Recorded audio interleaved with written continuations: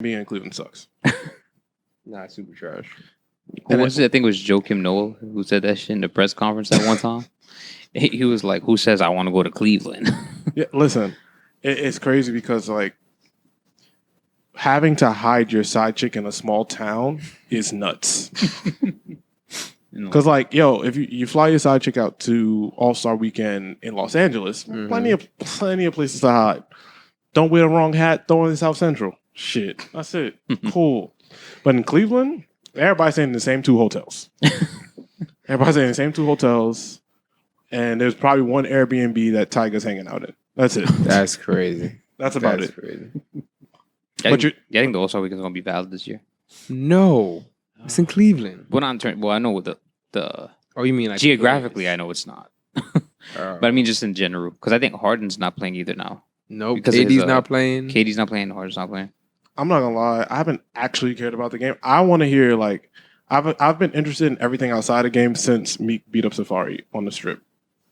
Wait, what? That was Well, a couple years allegedly. ago. Yeah. Oh, Right. okay. That was like 3 or 4 years ago. Yeah, I don't care. Might have been I don't care about the game. I mean, Yeah. the dunk contest ain't been important for a while. The 3-point contest has been the exciting part. Now, Yeah. yeah, but I was I surprised Curry's not in the 3-point contest. I don't Trey know. Young is there. don't know who's in it. I know Trey Young is in it. I mean, That's fire. once you get old, bro, you just want to go there and relax. Yeah, I'm surprised Curry's not. I feel like Curry's always like a staple, Yeah. usually. And I feel like mad at them just aren't going. They're like, yo, Also true. I'd rather be in Oakland than Cleveland. Yeah, nigga, what the fuck? Like, I don't want to go. Fuck's in Cleveland. But he's playing, so he has no choice. Yeah, it's Fair. unfortunate. I know Nick's favorite Obi Toppin is in the dunk Obi contest. Toppin. That nigga could dunk, bro. Wow, no one cares. Nah, he really, he's No a one solid gives basketball No one player. gives if that. Who else is in dunk cares? contest? I'm gonna act I like it's on don't. that. I don't even know. Yeah, nobody honestly. knows. I'll pull it up. Let me pull it up and be a professional. Because also, yeah, nobody cares. I mean, because it's in Cleveland. Like, the fuck wants with Yo, Cleveland, nigga? bro. Cleveland's catching mad straight unnecessarily. Have y'all been to Cleveland? I've never No. been to Cleveland. Me neither. 'Cause I heard it stinks. So I I'm was Joakim Noah. So What he said. there is absolutely no way. The All-Star Weekend is fun in Cleveland. No. Well, my girl's going, so I'm glad it's in Cleveland. Oh, yeah, no, she definitely brought that up to me. We were all out this weekend, and she said, isn't it ironic how our last episode, before she came on the pod, John was talking about, oh, my girl can't go to Cleveland, the All-Star Weekend. And now I never say anything. None of that ever happened. It did happen. No, this was a specific conversation. I said, hey, if you decide one day you text me and say, hey, I want to go to All-Star Weekend, it's weird, but she has to work. What am I gonna do? Okay. It's her job. True. Like, she has to work. But if she, I told this to her face, if she texts me one day, hey, I'm just about to go to All-Star Weekend with my homegirls, we're going, huh? Yeah, I guess we're going. We definitely did that. I was on the pod at that point. Yeah, yeah, we're going, I guess, now. Oh, my God. Look how bad this dunk contest is. Who made this nasty-ass graphic, too? Jesus Christ. We need Gojo, bro. Oh, hell yeah, this shit stinks. Yeah, Cole Anthony. Jalen Green could. I'd rather Obi Toppin just went from New York, just because it's New York. But I'm saying, I don't know who these other people really I don't are. understand. Like, First of all, nigga not from New York, so no, I don't give a fuck.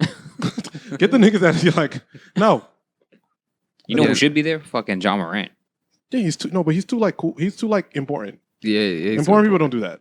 But I don't know why. Like, just, but who cares? Because, yo, bro, if you're the star player on the team, imagine having a regular job. They give you 6 days off. I don't want to go do shit. Okay. Like, Obi Toppin averages 6 and 6. Like, yo, bro, might as well go to one weekend and have a good time. Like, that's it, bro. Like, yeah. the niggas that, like, have to work throughout the season and score a lot of points and shit, yo, bro, I'm going to take these 5 days off and not do anything. And no, not at all. Yeah, the 3-point contest got Fred VanVleet, Zach Oh my Levine, God. CJ McCollum. Oh, this is hard. Patty Mills, Carl Anthony Towns, Desmond Bane, and Luke Kennard. That's not bad. That's a pretty solid lineup. What? Except the Luke Kennard dude, I don't know, yeah. comes off a little racist. But besides that, because they had to throw that guy in there. But besides that, That's funny as hell. I'm cool with this. That's a solid lineup. I think Trey's gonna win, but The 3-point contest is cool because like they can do that shit in like sweatpants and like just did. Like they don't like it's not What? extra. Bro, these niggas like the dunk contest, bro. Yeah, they, you have to they practice. They miss 8 dunks. You Yeah, gotta sit there. You have to oh, like, fucking- prepare you for missed that shit. first dunk, you already Yeah. trash after that. You don't make that first one as a wrap. Yeah, like I don't want to watch this shit no more. 3-point contest, I'm cool. The last time I think a dunk contest was cool was when it was Zach LaVine and Aaron Gordon, and Aaron Gordon, I believe, got robbed. Yes. And then before that one, that was cool, was when Blake Griffin jumped over the car. It was like a Kia, some shit he jumped over. That was like 10 years ago. I remember when I was like, oh, he only jumped over the front. Then I realized like he jumped over a car. Like, and like you realize it don't even matter. It's like a car. Yeah, it's like, yeah, it's a car. So yeah. This is the one also weekend. I know the players hate it, and that's probably why James Harden not playing. Love James Harden, but he's probably like, bro, the hoes ain't there. Where I'm gonna go? Where I'm gonna go? He's gonna go to Houston for the weekend, hide, and do his thing. The hoes ain't going. He's living a wild life right now. That's all I know.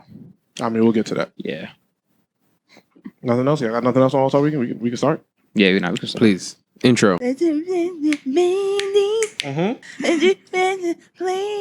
right, welcome to where we at. Welcome to episode 139 of the Imaginary Players Podcast. It's me, the one, Mr. Full Disclosure, a.k.a. Big John from the East Side Boys. You're now listening to and have always been listening to the greatest show on earth. We are the one and only Imaginary Players Podcast. Anything else pretending or alluding to being the Imaginary Players Podcast is false, fake, fabricating. You guys should stop. So I'm trying to get used to doing this at the beginning. Twitter, IMG Players. Instagram, Imaginary Players NYC. If you need us, like, subscribe on YouTube and all that good stuff. I'm getting that out the way now, so I don't forget later. Hit the bell for the notification, all that. Yeah, I seen Joe put that in the last video. Do that shit too. So yes. All right. To my immediate left is the anointed king of Honto, Walter Joel Olsen Ablo S. Kardashian. Walter, talk to people. Tell them how you doing. We here. We got the new brand dropping. You feel me? Refonto big bags, but we straight. It's starting to get warm outside. I feel like when I go out, people stop asking me for COVID vaccines and shit, which makes me a little worried. I'm like, nigga, what the fuck? What changed in 3 days? It's because they're lifting everything. No, I know that, but that's mandate is going away in 2 weeks. No, but that's still it's weird not having to show my vaccine card and ID and all that shit. But it seems people are relaxing. People are getting excited for the summertime. It feels like we're headed in the right direction. You feel me? I mean, so it's cool. Feeling good, feeling relaxed, being mindful. Did some meditation this morning. So I'm all right. That is good to hear. Two Walters left is the smoothest man on the planet. Mr. Silk Serenade, one half of the Beige Bandit, president of the Beige Association. Derek, talk to people. Yo, the way I keep getting like updated and ranks is crazy. Hey, man, you know. I'm good, man. Staying busy, staying active, staying on the move and on the go. You know what I'm saying? Where you niggas going? To work. Work always got to be done. Where you niggas going? But yes. But I'm good, though. Chilling. All right. And we have a birthday. To my far right, the brothel bandit, straight from Vegas. The birthday brothel bandit. The birthday brothel bandit. Big B's. Mm-hmm. Oh that shit will be like. All right, Dro's here. Dro, talk to people on your. Well, even though your birthday was yesterday, we're gonna celebrate it as if it was. Well, your birthday was on Tuesday. You guys are hearing this on Friday. Yeah. So, yeah. Talk to the people, Dro. We celebrating your birthday this episode. Yes. Good, man. Good. Feeling really good. Nigga got the grin on like he just had a threesome. What the fuck is going on? Why the fuck are you looking at me like that? This nigga like he just had a threesome the way this nigga grin. Oh my god, bro. This nigga just shot an OnlyFans, but they from the neck down, so his hoes don't know it's him. Yo, that's crazy. That's sick. So the girls don't know it's him. Oh shit, I got that. Oh my god. Nah, bro. Good, happy with life. Truthfully, man. A lot of good turnouts and stuff. A lot of good things coming my way, and just enjoying it all. Shit, turned 28. Yo, son, I was stuck because of this pandemic. I was stuck on 26. I don't know if that's like everyone. Oh no, yeah, you lost like 2 years. So like I was stuck on turning 27. Then on top of that, you were stuck in Mexico for like 6 months. That too. So yeah, but that's a legal issue. Just grateful, man. Just really grateful. Happy with the people I'm around, surrounded by love and shit, and just looking forward to what's coming. That is good to hear, and I would say birthdays are a big deal because we do, with as crazy as this world has been these last few years, you have no clue. You have no idea what's next. So please celebrate your birthdays. Have a good time. Do something. How you doing, John?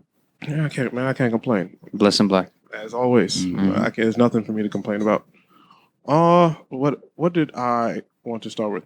Only reason I want to say I brought up I said Joe being OnlyFans. My friend was telling me a story how he thought he met this woman, right?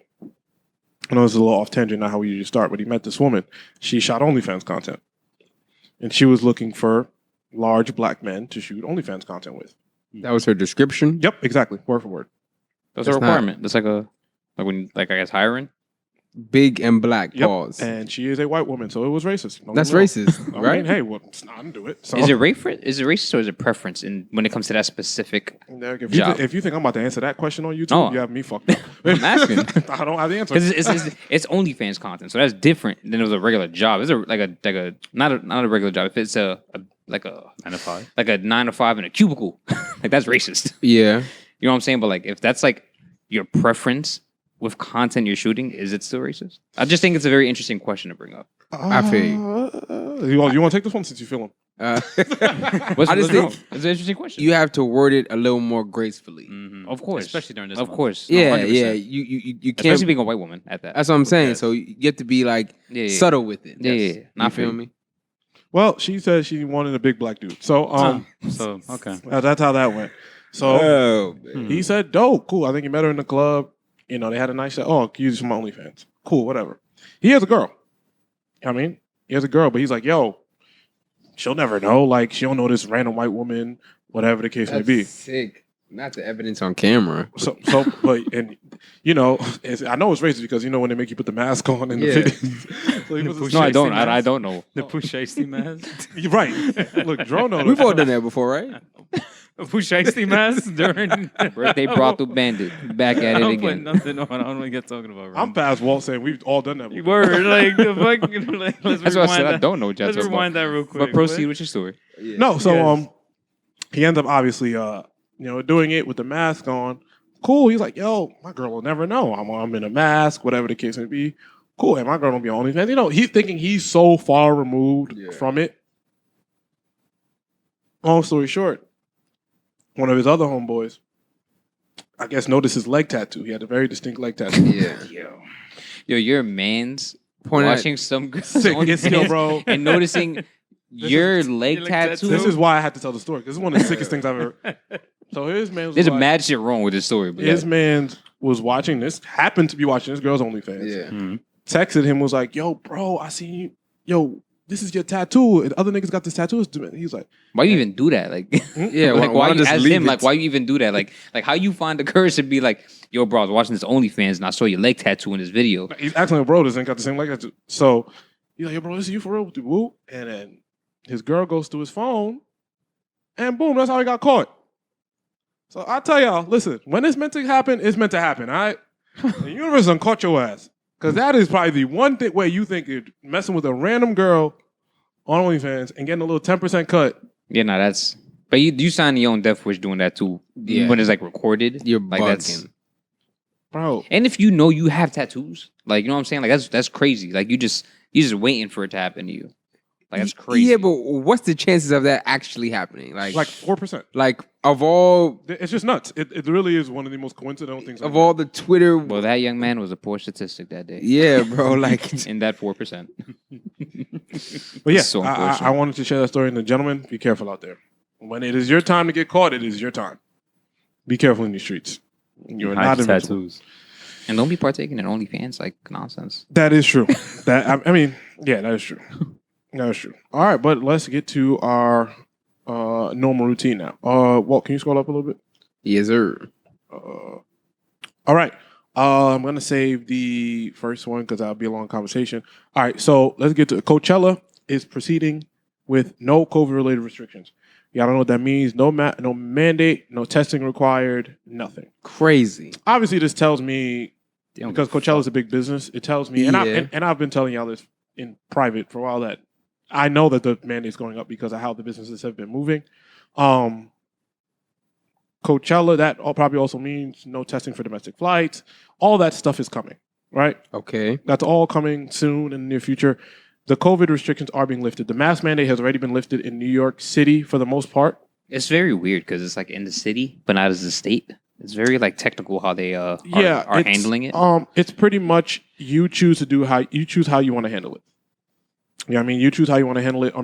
You're still supposed to wear masks in public places, Mhm. hotels, transportation. But even outside of like New York, like these places are really starting to shut down these or let go of these restrictions. Like, and I think it's Coachella. I think is one of them. Coachella. Yeah, it's Coachella. Yeah, Coachella. Coachella in Los Angeles. Yeah. So that probably means that all the Los Angeles mandates are going to go away. Coachella is the biggest festival in the biggest festival in the United They're States. not like even so asking to check for your COVID. it's card. over. Like, No, that's they crazy. they That's, said like, no literally restrictions. Zero. Like none. I That's believe crazy. Coachella is in July. So by then, I'm sure all mandates and all restrictions and requirements are going to be gone. How do we feel about that? That's kind of crazy. I mean, I don't know. I think it's risky. Seeing people seeing people out in public in large settings not wearing masks, but also I think it's all like psychological because when I go into the supermarket, I wear a mask. I'm like, fuck everybody. I gotta keep my distance, but I go into a party and wear no mask. Because that's and like that's like programming. I just justify to myself that I don't know, man. Shit It's doesn't make programming sense. at this point, but Yeah. it's not wrong programming. You know what I'm saying? Like I also go to supermarket, like I want my mask on all the time. That's Like, what I I'm wanna saying, just walk but- around but- the supermarket without a mask on. But Because what's they the just point have of you- wearing We're that? just conditioned now because of the last 2 years of our lives. Like it's really crazy to even think like there was really a time like we would all be like at one point in our lives on a train filled with people and just breathing the same air without like covering your mouth. Like that's crazy to just even think about that. Even though that was like the normal. Like that's really wild. For an event like this, like this is gonna be like the I think make or break decision in how these companies move forward. Because if the cases rise because of this, then this is not something that can continue for a while. So they're gonna have to put the restrictions back on and stuff like that. But if everything stays the same, like in calm, and the cases don't rise or anything like that, then it's gonna be like COVID never happened, and it's gonna be like the COVID's eventually gonna get treated like the flu. Yeah, Like as just like a regular seasonal sickness. That's it. I think Unless more variants come out, but I mean, at right now that doesn't seem like the case. Except like Delta was the last one, really. That was like a thing. Yeah. But it'll eventually, like I was saying, be like a seasonal thing, like the flu. But we'll see. Time will tell.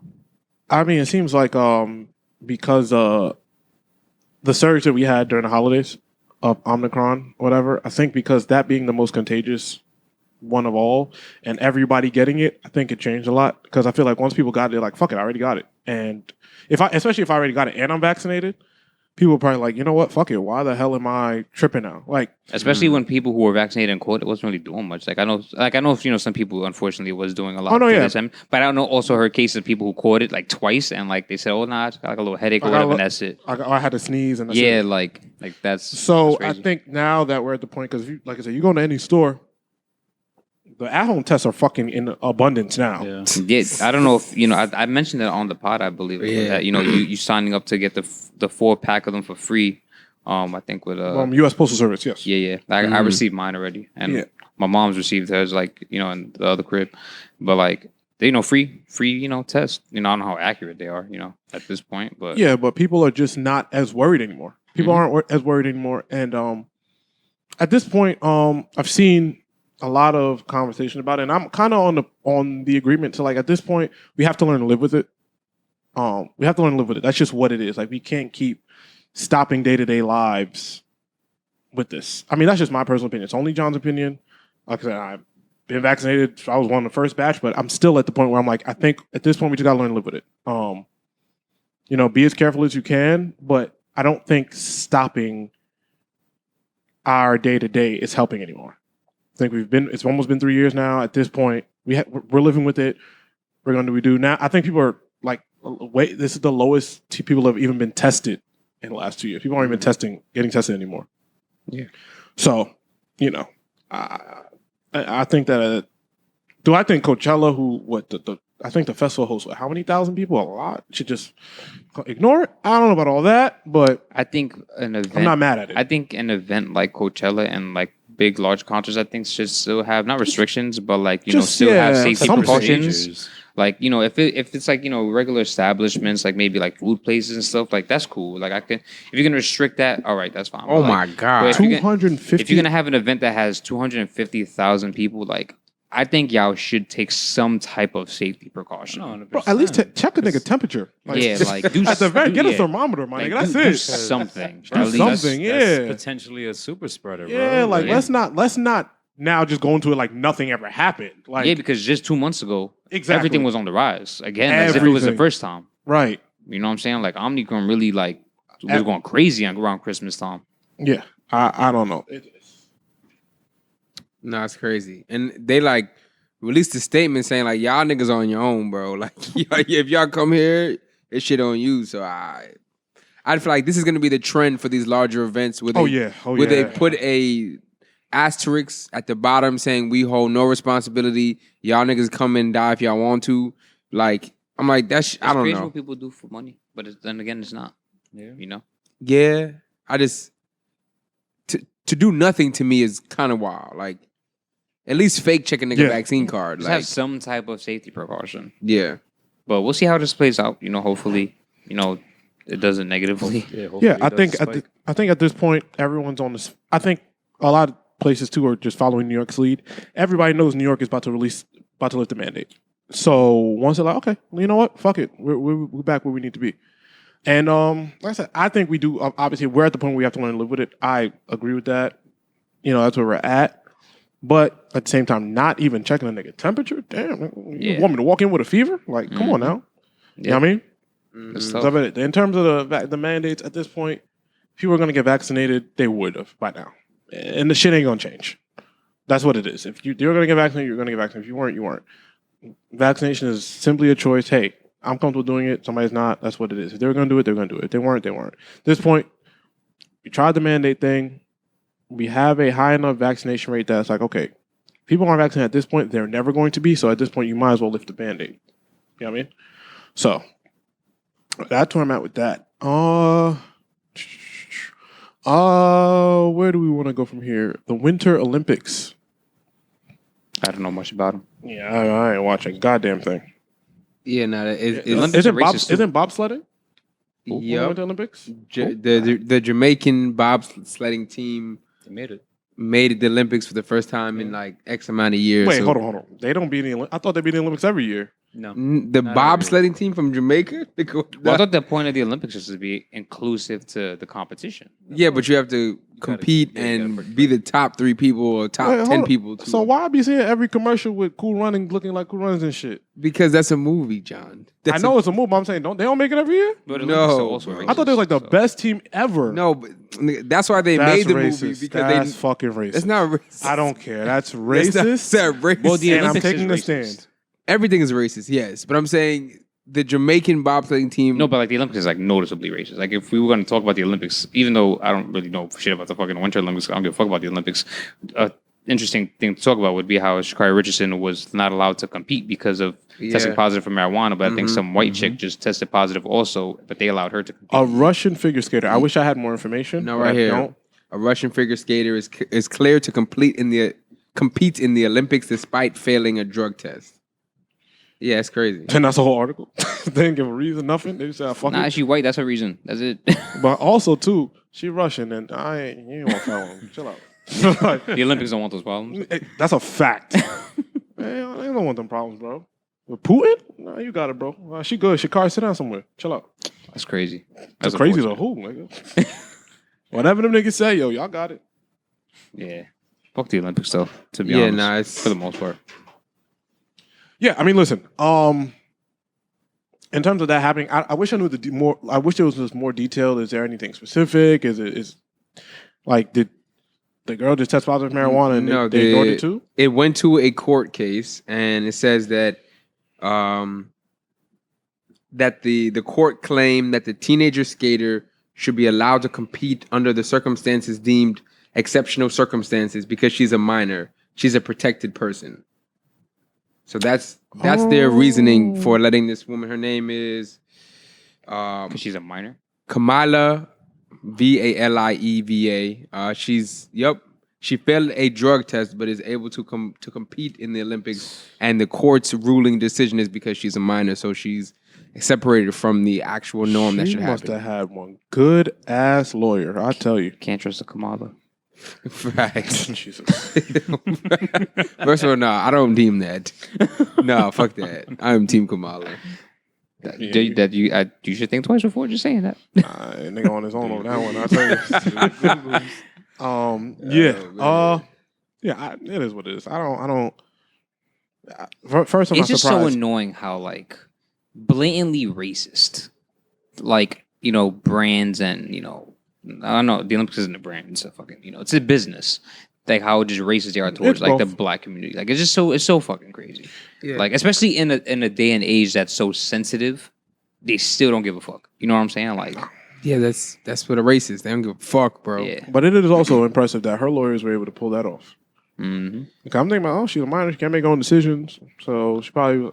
I guess. And that makes me think of when white people. I don't know if it's privilege but did you see Eminem kneel during his Yeah. halftime performance? Mhm. How do niggas feel about that? First of all, I just want to let it be known I was correct that he was going to perform "Lose Yourself." I said this on the pod. Yes. bro. Yeah, what the? The whole I could have the guessed whole that. stadium yes. lost their shit, bro. Yeah, everyone's throwing They up mom keystones spaghetti, in their nigga. hand Yes. and natural light. Bro, the and whole all that. NFL racist. Who cares? Like, you know what I'm saying? Like, they're It's all funny. racist. It's Who funny. cares? Like they shared the tone. It's like, yo, Kaepernick don't care. Yeah, Who cares? it's like, yo, anymore? They're don't racist. kneel, white boy. Don't you dare do it. And like, he still did it. It doesn't matter. Like, So apparently there are a bunch of stipulations that the NFL told the performers. Okay. I believe they wanted Kendrick to take out the line about and we hate Popo Mhm. in his song "We're Gonna Be All Right." That's crazy. I don't Trying to censor the black man. and I wish you did more research because I don't remember if he actually did.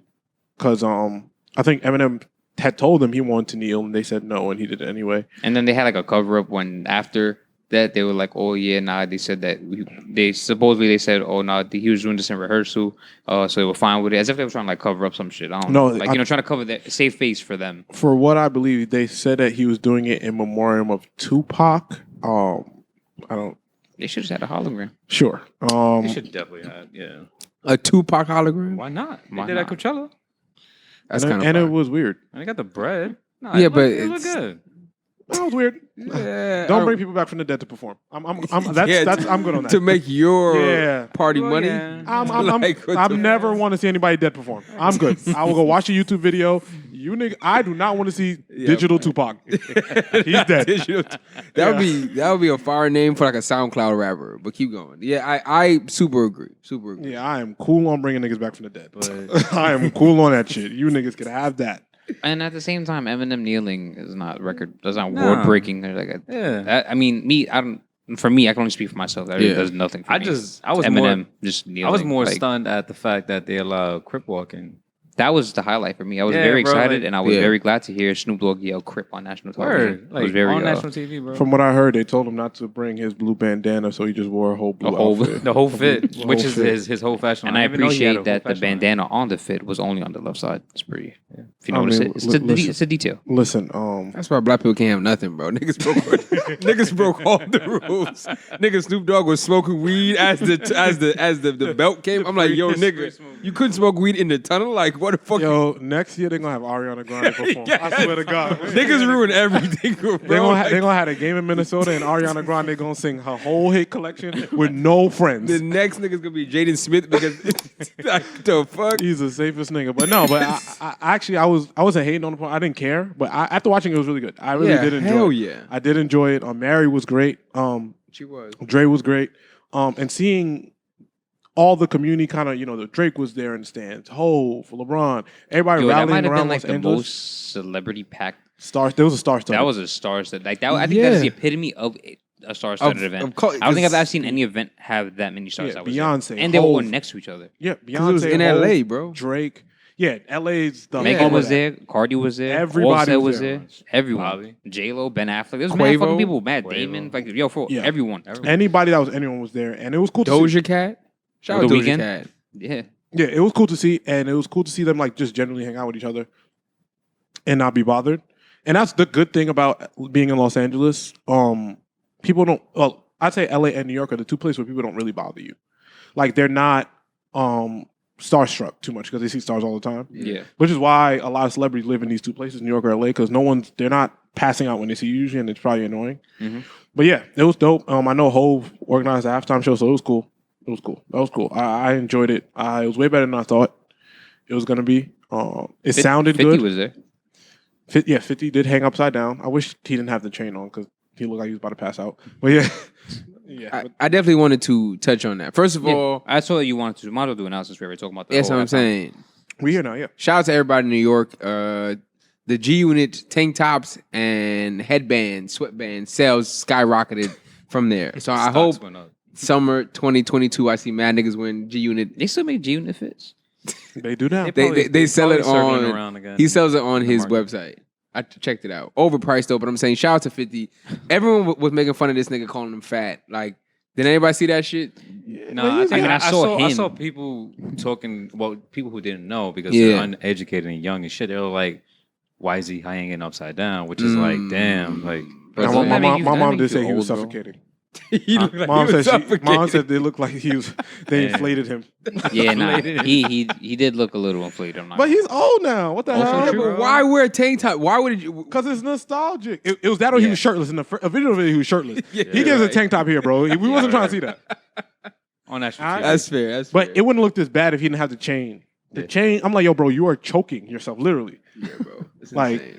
Like, you could have put the chain on after he got down. yeah, bro. Like that's. I what give I'm credit to him getting down himself though. He was like, like he got down saying. himself. Nigga, they cut the camera. It wasn't pretty. They cut to Mary again. Like, Okay, I feel. Who you think had the best performance? Of all of the artists that were there, Yeah. I like Snoop's a lot. I like Snoop's presence. I feel like really was, bro. I don't give a fuck to hear Kendrick's music from 4 years ago. Oh my god! Eminem I is- knew is- it. I knew Eminem- Kendrick was coming. Yeah, bro. Because who cares wasn't a that fuck hype about with what Kendrick got Kendrick. us, bro? He performed hype. shit from his 4 years ago, bro. I don't care. I love K Dot, but it just wasn't. Eminem was wearing the same outfit he's worn for the past 10 years. Yo, that's literally the same outfit he's worn. I hate that Eminem has just added like a Cuban change to his shit. Like he's That's from Jersey it. Shore. Yo, bro. Or his threes, that's it. It's always the threes with the fucking black pants, with the black hoodie, with the sleeves rolled up, with the gray shirt under. And now he got facial hair, so he like, and a fucking the gray nigga- hat. yeah, That's just it- fit all the time. Like if a nigga had spike, he'd just be Pauly D with a beard at this point. Like I Yo, don't bro, it's Like crazy. like someone uncle. Mary Morris Parks. did well. I like my favorite parts were Mary, 50, and Snoop. I like Mary because to sing in that big of a stadium and to Word. still sound good. Killed it.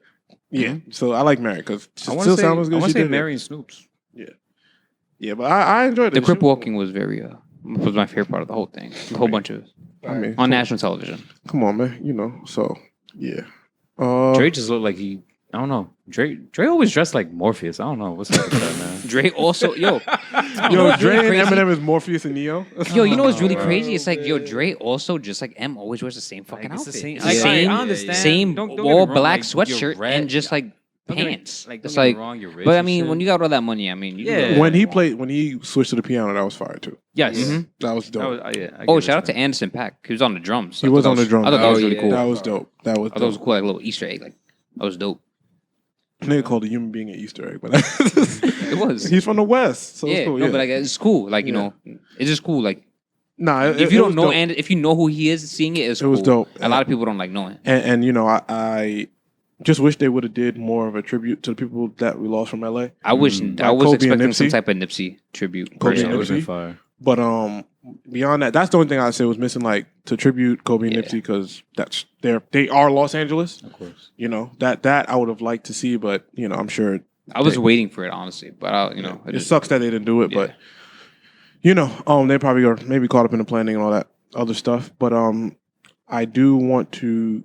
I mean, do we have a? We'll wait for shout outs. Actually, let's do shout outs and then we'll talk about the top one a little bit later because that'll be a longer conversation too. My first shout out is going to be Cooper Kupp from the Rams, a wide receiver, for in his acceptance speech. saved their ass though. Yeah. In his acceptance speech at the parade today's when they're recording. Today he said, you know, I attribute it to Kobe. He is the city. He is, you know, He's my inspiration. Was it him who wore the jersey? The jersey, yeah. He wore the Kobe jersey to the parade. Wow. So, That's you know, fire. him doing that, that's dope. And to acknowledge the king of that city and, you know, somebody lost, I think that's fire. So I want to shout him out for that first and foremost. So that was dope. And shout out to the Rams for winning. You know, that was a tough ass game. So that was a good game. that was a great Super Bowl. It was I'm glad it was great. It was. It was close. It was close. That's all I Oh, can it ask was for. a close one, Because bro. No, it was close. Because there's been Super Bowl games that like That have are been fucking fucking blowouts. blowouts Yeah. that are just not like Trash. you. It's a waste like, of time. Yeah, it's a waste. This game literally went down to the wire. It went down to the It last. went to like, one play. Yeah. It went down to one play. Mhm. Yeah. Like That's the it. last 3 minutes mattered. I was in that shit like, oh shit, what's about to happen? Mhm. So I feel you. I enjoyed it. I feel. I felt like it lacked star power. Like it was very anti-climactic to me a little bit. Like they won. Yeah, It was a close Tom- game, but I'm like, there was no Tom Brady. There was no Patrick But it's Mahomes. like, but at the same time, in the same breath, these are like the newer, younger Yeah, it's new school. talent that like 5 years from now, it'll be 5-10 years from now, it'll be that feeling. Only of, the like, star Bengals. power, Only the you know? Bengals. The rest of the niggas on the Rams is old.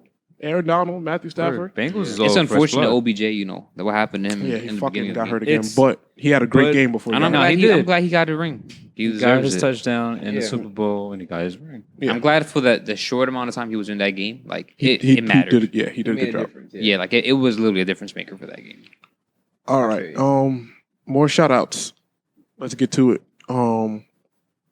Okay, where do we want to start? It's from a woke out this like a resume. Oh, there we here. I mean, I always take my time to shout out black women. You feel me? I want to shout out Issa Rae for making one good show, but also she's Hold the on, first when person. when I say some shit, Yeah, but That sounded like I show her love all the time. She is the first person to receive the key to the city of Inglewood, which that's is fire. dope. That's dope. That's super fire. I feel like that's a symbolic, but also real meaningful thing. It means that you kind of have this city in your hands, and people trust you, believe in you, support you. That's fire. That's what Insecure will do. It will, even though the ending was bad. Then I want to shout out Erin But if I Jackson. say it, Yeah, but you can't say that. Erin Jackson, she is the first black woman to win a gold medal in speed skating at the Olympics, which is fire. I didn't know black That's people fire. speed skated, but Word. shout out to Fire. black people dominating white people and everything. Facts. Yeah. fair. And then I think John, you put Yeah, this I one. got a good amount on here. Travis had his baby. Travis and Kyla had their baby. So shout out to anybody bringing life into this world. Shout out to them. Let's make I think that his clear. name is Wolf Webster. I didn't. I think Wolf I- Webster. I have no Wolf idea. Webster. It's Wolf Webster. I yes. hate That's- It's a shout out. It's Wolf Webster. It's a shout out. Okay. It's a shout out. Wolf I'm not saying Webster. anything. I was just saying the name. I was just saying the name of the baby. Shout out to them. Yes. See, look. No, but shout out to them. Shout out to Travis and having a Travis and Kylie having a baby. We'll make fun of something else later. Kendrick Lamar is starting a podcast series chronicling every track on To Pimp a Butterfly. Oh my god. Stop the Kendrick Lamar hate, bro. That's insane. I think this is Yo, bro, you don't get tired of like Kendrick doing everything but releasing music?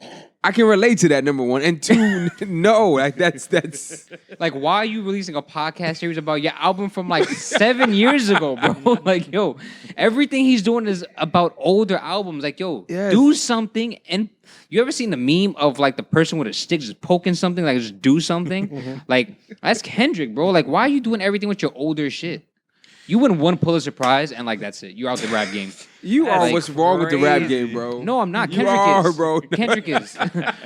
Jesus. People have to go through shit to talk make ab- music. You can't just push this shit out Bro, like it's been it's 4 years. Talk about milking a fucking cow, okay, bro. bro. He's experiencing life to make music. If not, you turn to You smoke. know who perp else has been doing and that? just J. rap- Cole. He dropped like 3 albums since. Oh, he did. He did. okay, but my question is because I think because I was listening to another podcast that they were having this similar conversation, right? And that they were saying that they can appreciate that Kendrick takes his time because he doesn't rap like everybody else. He's Yeah. created sounds, he's created flows, he's an alien. Yeah. Cool. I hear that. But my problem is when it comes to Kendrick is I do want the rappers that consistently rap to get more credit. And I'm talking about the rappers that rap well to get more credit. Okay. That's only like, not Walter, not to single out well, but like when you say Drake gave me this 7 out of a 10 this time, but Drake has put out 4 bodies of work. Yeah. I give Drake credit for giving us music because that's way harder to do than what he does. Correct. It's Correct. way harder to give people solid music that we want to hear all day as opposed to rapping every 5 years. It's a lot harder to do that because, Correct. God forbid, It's not possible. It's not gonna happen. what's not Don't going to even. God forbid he puts out a bad album. No, not even, I would never go that far because I don't think Kendrick's capable of putting a bad Oh, album. yeah, okay. But God forbid Kendrick puts out a bad song that we don't like, which they are out there. Hell yeah. 100%. They are out there. That I'm like, okay, bro, if you only giving me 16 records in 5 years, these better be the best fucking 16 songs I ever fucking heard in my I life. just don't know why Kendrick is starting a podcast. He's about to pimp Butterfly. That, yeah, I'm shouting it out because it's cool, Yeah. but I don't know why he's doing it. And I had this question. I seen a YouTube title like, what if he wants to transition out of music? What if the fact that he didn't fine. drop That's music That's great. That's is fine. because he? dope. That's fine. But do you feel like he has to announce his retirement, or can he just shift over? Because like, what if he literally doesn't drop another album and he's Well, no one has to do anything. no, I know. No, but I'm saying like in general, like no one has to do anything, and no one has to say they're retiring. I think if you're someone like Kendrick Lamar, you should announce you're retiring because you're not in your prime, so to speak, but you're in the top 3 talk of the last 10 plus years. Like you're always gonna be in the top 3 talk. You know, you might be 1 to some, you might be 2 to some, you might be 3 to some. But at the end of the day, you're in the big 3, and you're still at a young age. To you could still be putting out a lot of music. So like you don't have to announce you're retiring, but I would think your fans and your core fans would appreciate you letting them know you're no longer gonna release music because you're gonna go down different avenues. And rappers don't really retire, to be honest with you. Like yeah, they may Jay-Z stop retired putting like 10 times. Yeah, they may stop putting albums out, but they don't stop. Rappers usually don't stop rapping. Yeah. So announcing something that you're not going to do don't really make no sense. 1, but 2, Kendrick actually doesn't really rap that often. So Yeah, on top of that. I would think give the fans just hey, I'm gonna not rap at all, so we're not expecting anything. I see. Because he has a large fan base and a He large is core fan if base. not if not the largest. You know what I mean? So Yeah. but Kendrick is on the podcast chronicling where he was at to Pimp Butterfly. I saw the trailer. Look cool.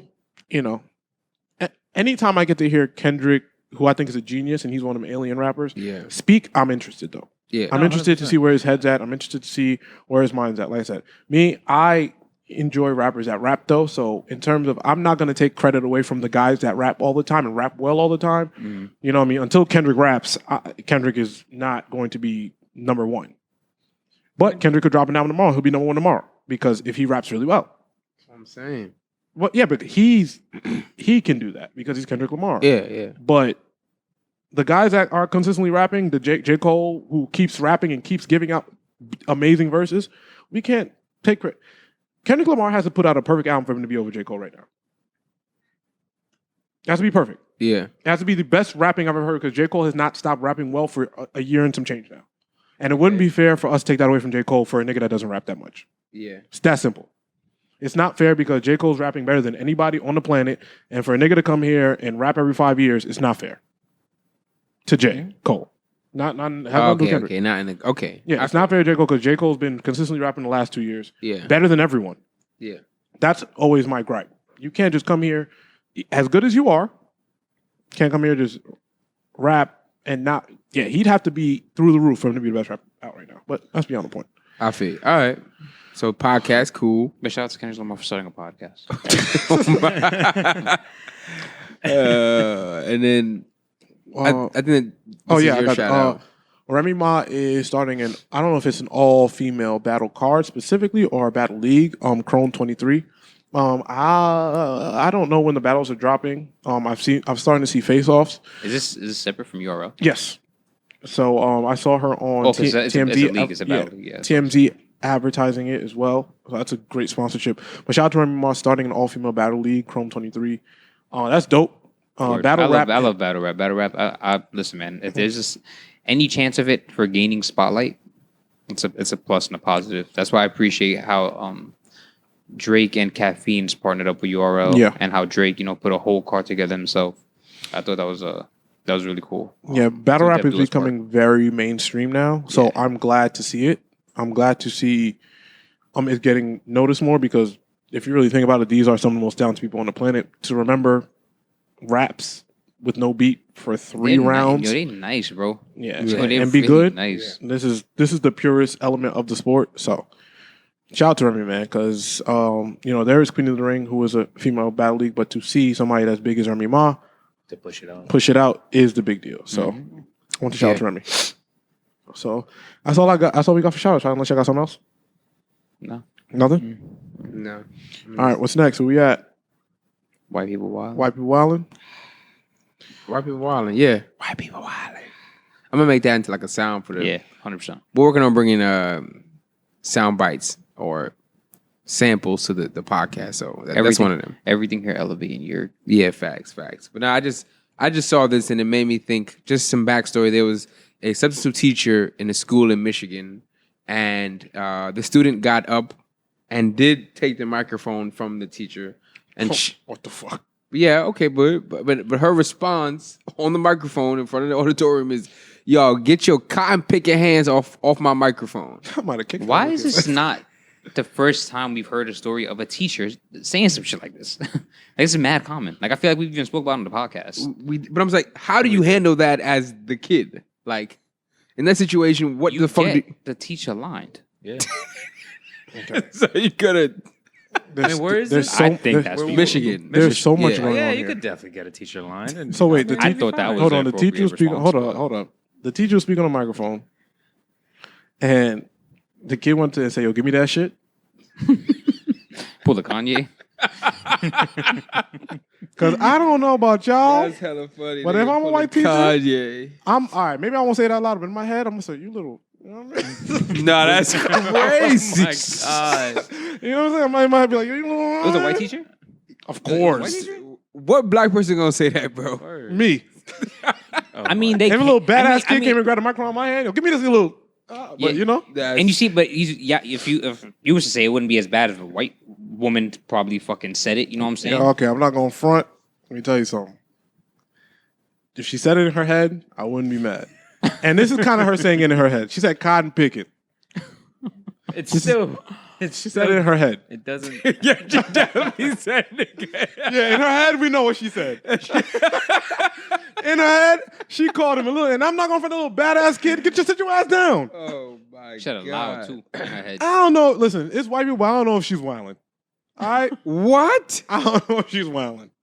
Nah, she wilding because she said that out loud. She said con picking out loud. Yes. She almost said something else out loud. I tell you what she in almost a said. whole auditorium full of It's a lesser of kids, two bro. evils, but that don't make it not evil. Exactly.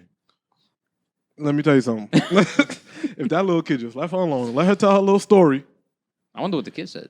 I wonder what was so important. He had to take the mic to make a statement about something. Let me tell you something. Bro, she said when Fox 2 They put this on the news. interviewed her. It's a white woman, of course. Bro, yes, you have to report this shit. Not That's surprising. insane. It's not the first time we've seen it, but She said that it's an old saying that we used to say. nah, you see, you can't. Like, what the You fuck? can't excuse That's she- her justification. okay, she So I was racist 20 years ago, so it's okay now? Okay, so she's not media trained. Fine. Okay. All right, cool. Not Whatever. John defending Yo, the two y'all white trying, women, bro. y'all trying to shoot some bail? It's crazy. Yo, bro, I'm not gonna front. Usually, no, white people be bugging out 150,000%. But bro, I'm a teacher, and you come grab the mic. Your little badass kid come grab the microphone in my hand. I'm saying something in my head that I can't say out loud. But that's a deep level What of if that happens to self-control. your son in the future? Word. Of course, I'm gonna bark on the teacher and be upset. But at the same time, I'm like, what the fuck was you going and grabbing the mic for, man? Chill out. Did it say what the kid said? I'm very curious because it seems to be important. No, I'm looking right now. Someone gotta find out what that. But nah, teachers be wilding. Like it was that or push him to the ground. Like you pick. Like, No, pushing to the ground is. I think. I don't know which It'd be like, So you those know- are the two options: assault or nigga. Like, Okay, I see. Look, like what the gotta bleep that out now. Look. That's really tough. Pushing a whole Like, for- child, bro. like to be in that situation. Yeah, that's a tough ass situation to be in. Like, And and it's especially- crazy. It's not even tough. Just don't do either or. But Especially- I'm just like when you present it, Especially as if you're that, already racist in your heart.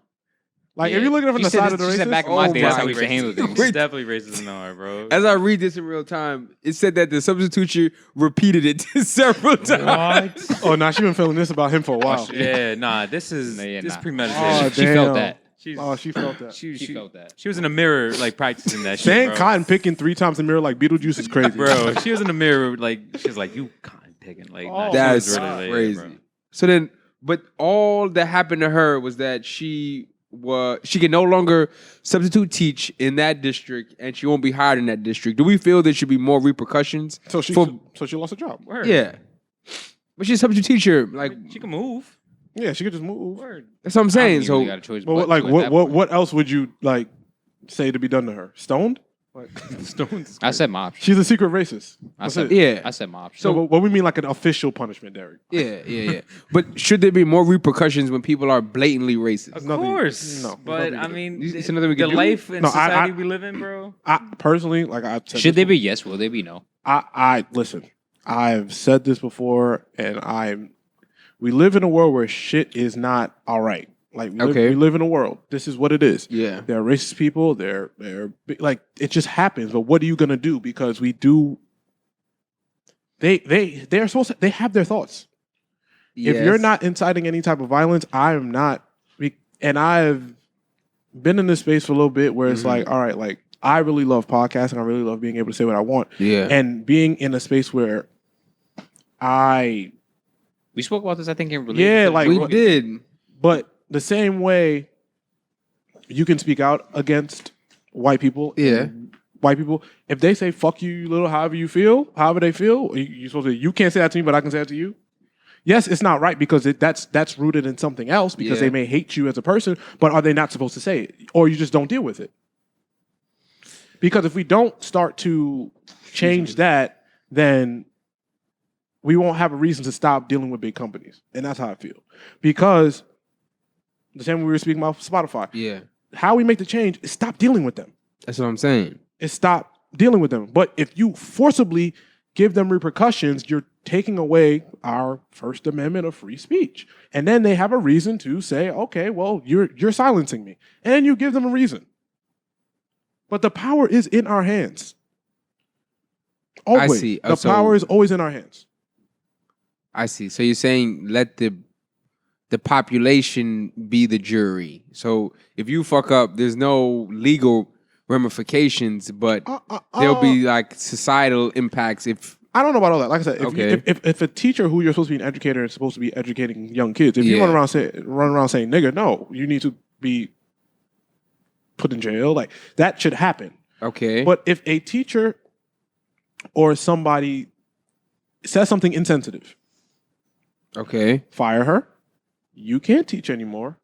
Cool. But beyond that, what are you supposed to do? Like Fair. what is the Yeah. option? Are you gonna lock her up No, you for saying something insensitive? can't do that. Yeah, like if you do that, then we're in a shitstorm. Yeah. I feel you. Yeah, like we don't have what's the option here? Can't lock everybody up that hates black people. That just doesn't work like that. Mhm.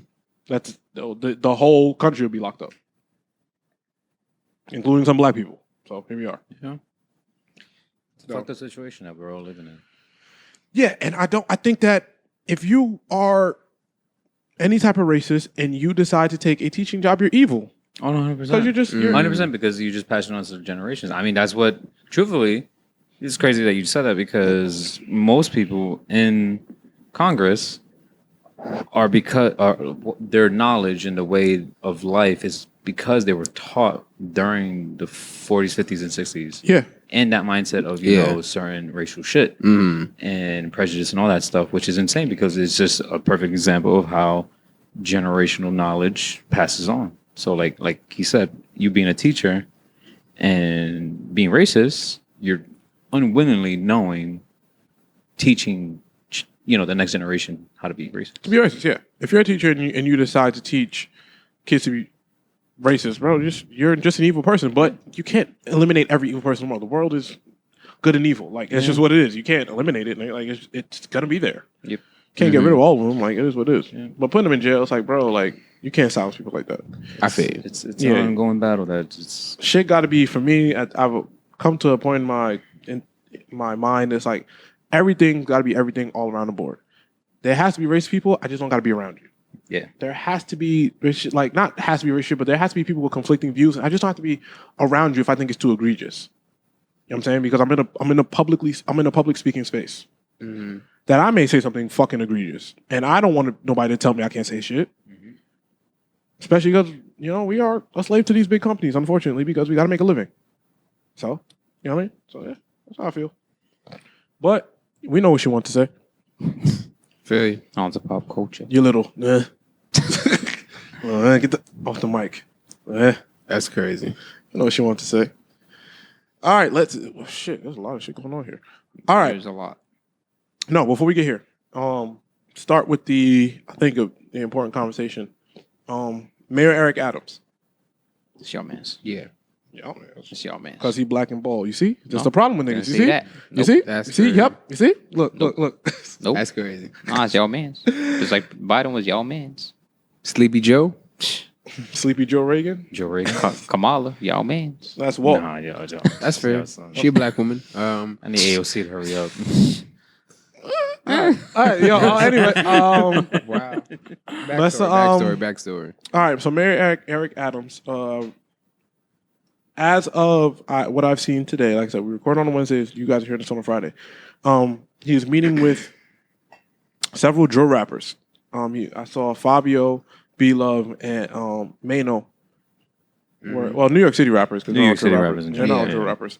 We're meeting with Mayor Eric Adams in terms of his push to ban drill music and the promotion of drill music on social media. Because you can't technically ban drill music from being made, but the promotion of drill music on social media. Yeah. We're also living in a tough time where they're trying to, they're really trying to enforce these laws and rules against artists, like being able to use their lyrics in court against them at the same time as this is all happening. So it's very unfortunate. But you can continue. I just wanted to let that be a point because that's something that is, happening. Yeah, those two things are intertwined. But that's pretty much it. That's the agenda he's pushing. Personally, when I listened to his speech, I found it really misinformed and kind of nasty. But, I want to use bigger words in a sense of when I'm saying it so it doesn't come off that way. But that's the only word I can think of was just nasty because his speech when he compared censorship to Donald Trump. Yes. And wow. Censoring drill music. And I'm going to paraphrase. He said that look what we did when Donald Trump was saying and doing terrible things. We tried to get him off all social media platforms. But this music and this promotion on social media is literally killing black people. I wish there was just a little bit more information and context. Donald Trump spewing hateful things about the black men and women that are growing up in this country is one thing.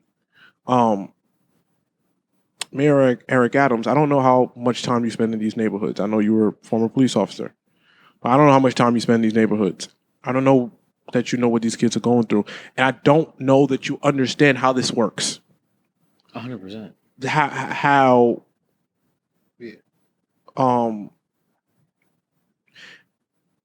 How conflict works for these young men and how this is systematic as well.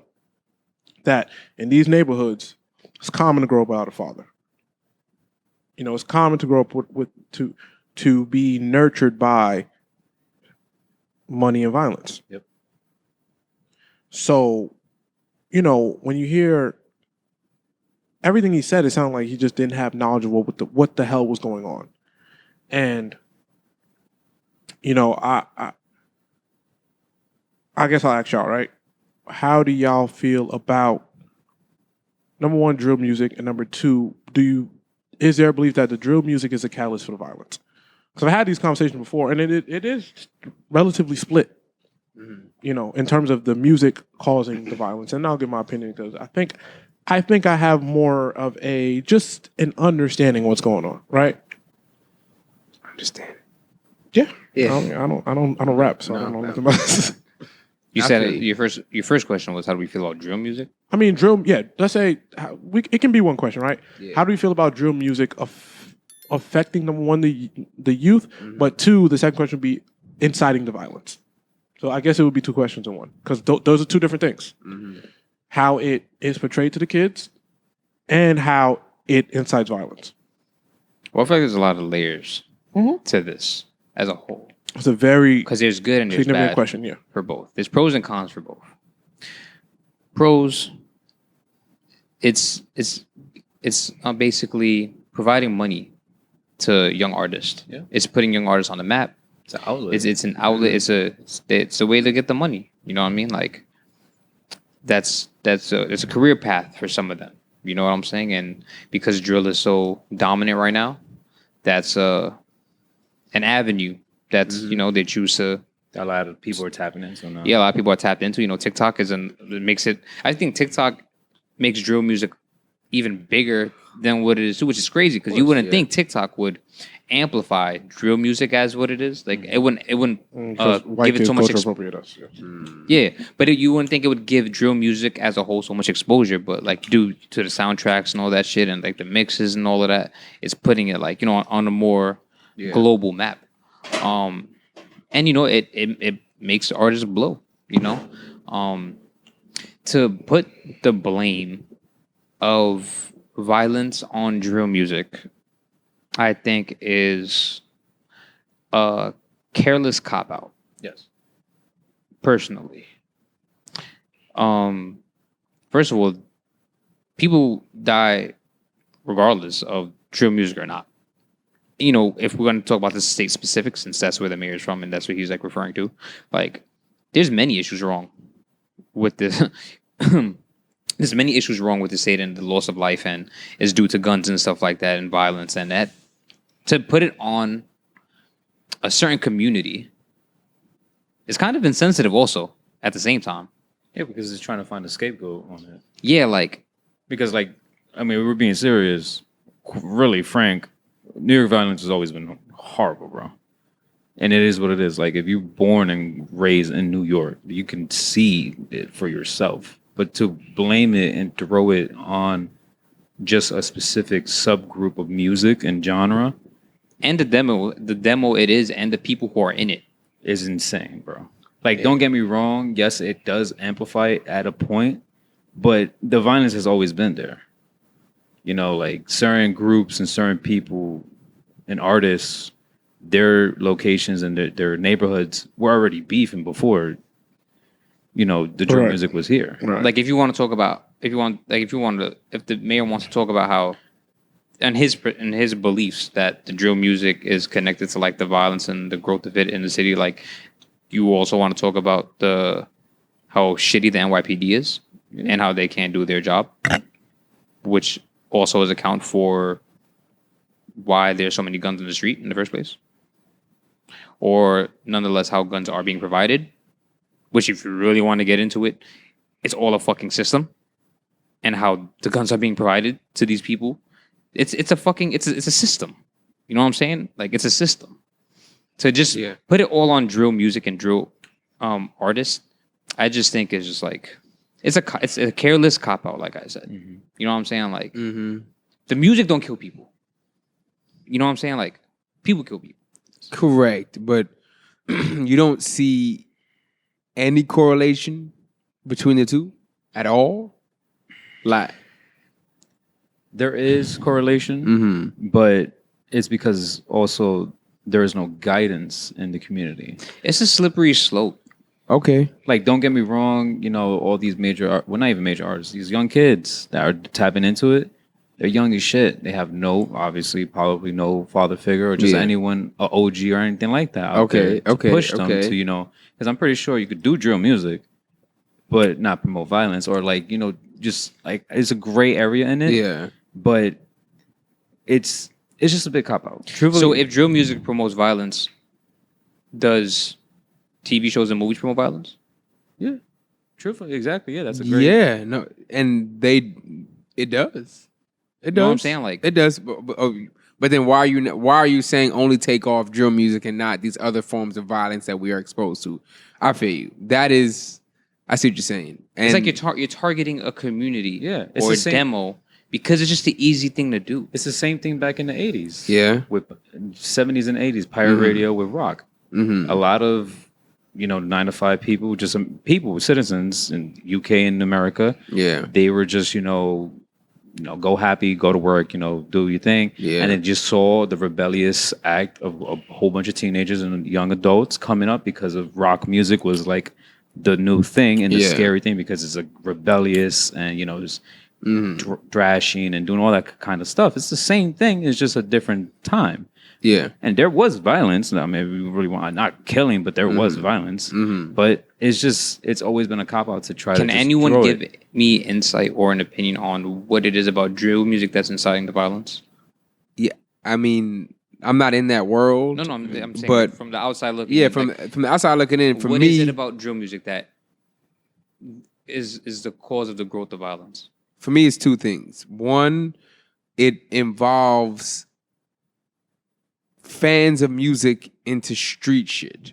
Like when you make a song about smoking on a pack of somebody, like it involves other people into your own personal beef. And once those things are known to the public, especially fans who are ignorant and don't know what happens in the street life shit, you feel me? And neither do I. But one, it makes it a bigger issue. And two, it's people look up to rappers. That's why rappers have clout, have influence, because people want to be you. And if they think, yo, you putting this gun in this video, like, although that may be all you know, and it's different because some people need that shit to survive. Like, it's a different world. So it's like, it makes artists who are then coming up say, oh, this person who was on, who I want to be around and possibly want to be, this is how they convey their music. And to get to this point, I have to follow this path. You feel me? Like, and that's not a direct correlation, but to a 13-year-old kid who looks up to B-Love, and I mean, I don't know if B-Love puts guns in his videos. I'm not too familiar with his music, but like, it shows them that like, yo, this is what I have to do to get to this point. You feel me? And it's even worse that some of these niggas don't even do this shit outside of the rap shit. Like, if you about this shit in real life and you put in your video and that's who you are and you're expressing your art in that way, that is 100% right. But if you do not live that walk of life and you then promote that image, which a lot of these False advertising. A lot of these niggas do, and a lot of niggas don't live that life and then post this shit. That's where it's fucked up, because it makes this 13-year-old kid who wants to make it in music, who may love music as the art form, think this is the path I have to follow, which then perpetuates violence. Like I've never been at a place, being in Houston where there's and Atlanta where it's open gun laws. Like that shit makes me a different person. Like once a gun's in your hand, you think differently. And once a 17-year-old kid gets that gun because they think that's what I have to do to make it in rap, like it turns you to a different person. You feel me? Like to give you some pushback. Yeah, I hear what you're saying, and I don't. Yeah, I no, don't disagree with you entirely. But to give you some pushback, what makes it the drill rapper's responsibility? That's the AI approach. Like.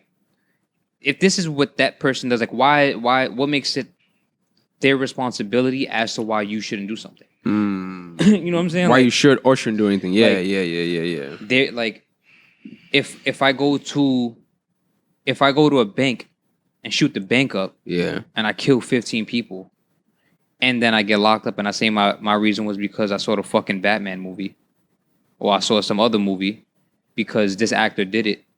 Is that actor going to catch like backlash because of it? True. And no, they won't.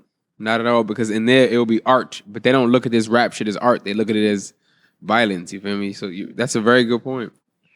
That's just my view on it. I just think it's a careless cop out to say that drill music is the reason for the growth of violence, because there are many reasons that there's a growth of violence. Can that be one of them? Possibly. I'm not saying that's not the case. But to solely say, like, this is what's the growth of violence and I need to sit down with these drill rappers, like, no. How about you fix the fucking NYPD? Yeah. And that's something that I wanted to point out before we switch topics, that Eric Adams was a police officer. He served for 22 years. Like, that mentality is ingrained in him. And in his interview, in his speech, when he said that we pulled Trump off Twitter because of what he was spewing, yet we are allowing music, display of guns, violence. We're allowing it to stay on these sites. It just seems so disconnected to the culture that you're supposed to be representing as a black man who's... He literally has no idea what he's talking No idea. Like, I feel like he says nigga alone and he can't say it. Like, yeah, like... So, I think every point y'all made was valid. And I think that what I do agree with on Walter's side is when people are invested in music, they can be so invested in music that they're portraying a life that they have no idea what's going on. But I don't think that's the point here. I think it's a separate point that is a separate problem. What's happening here Eric Adams is blaming drill music for people that already have an issue. Like that, like the fans aren't killing each other. These niggas is killing each other. What the fuck? Like that don't, none of those things, like fans aren't the ops. Like these niggas are actually killing each other. This was sparked from the violence that has been happening the last few weeks. Rivals are killing each other. Rival gangs are killing each other. That's something that's been happening for decades. Yeah. Decades. White, black. White, black, like anytime the mafia, this has been going on since damn near the beginning of time. Yeah. White gangs, black gangs, Latino gangs. That's what happens. When we're at odds, we kill each other. That's what it is. Humans. When Ukraine and Russia, when they're at odds, guess what they do? They go invade. Which what I was gonna say. We go to war. Which I was gonna say. What's the difference of me telling you I'm gonna smoke you on the song, and then even if I don't make the song, I still smoke you when I see you. Anyway, when I run into you, it's still an issue. It's the same thing. It don't matter. The only difference is y'all hear it now. The difference is what we're speaking on is personalities, pride, and ego. You know, if my song to my op goes viral, you may feel like you need to retaliate faster. Yeah, you have. Cool. Yeah. No, but that's not what necessarily happens that often. True. Once somebody becomes a public figure, my hood is not doing nothing to me because I'm public now. You know what I'm saying? So I just wish, because there's a violence problem, there's a gun problem, and I wish that he didn't use this. And I said this last week. Policing has become the easy way out. Yeah. They don't want to work. They don't want to do the job. So you know what they do? They find the easy shit to point to and go about their day-to-day because nobody wants to put in no fucking work. It's going to take a lot of work to fix this problem, but you guys choose the easy shit, and now kids are going to keep dying because you niggas don't want, 21-year-olds are dying, 21-year-olds because you're fucking lazy.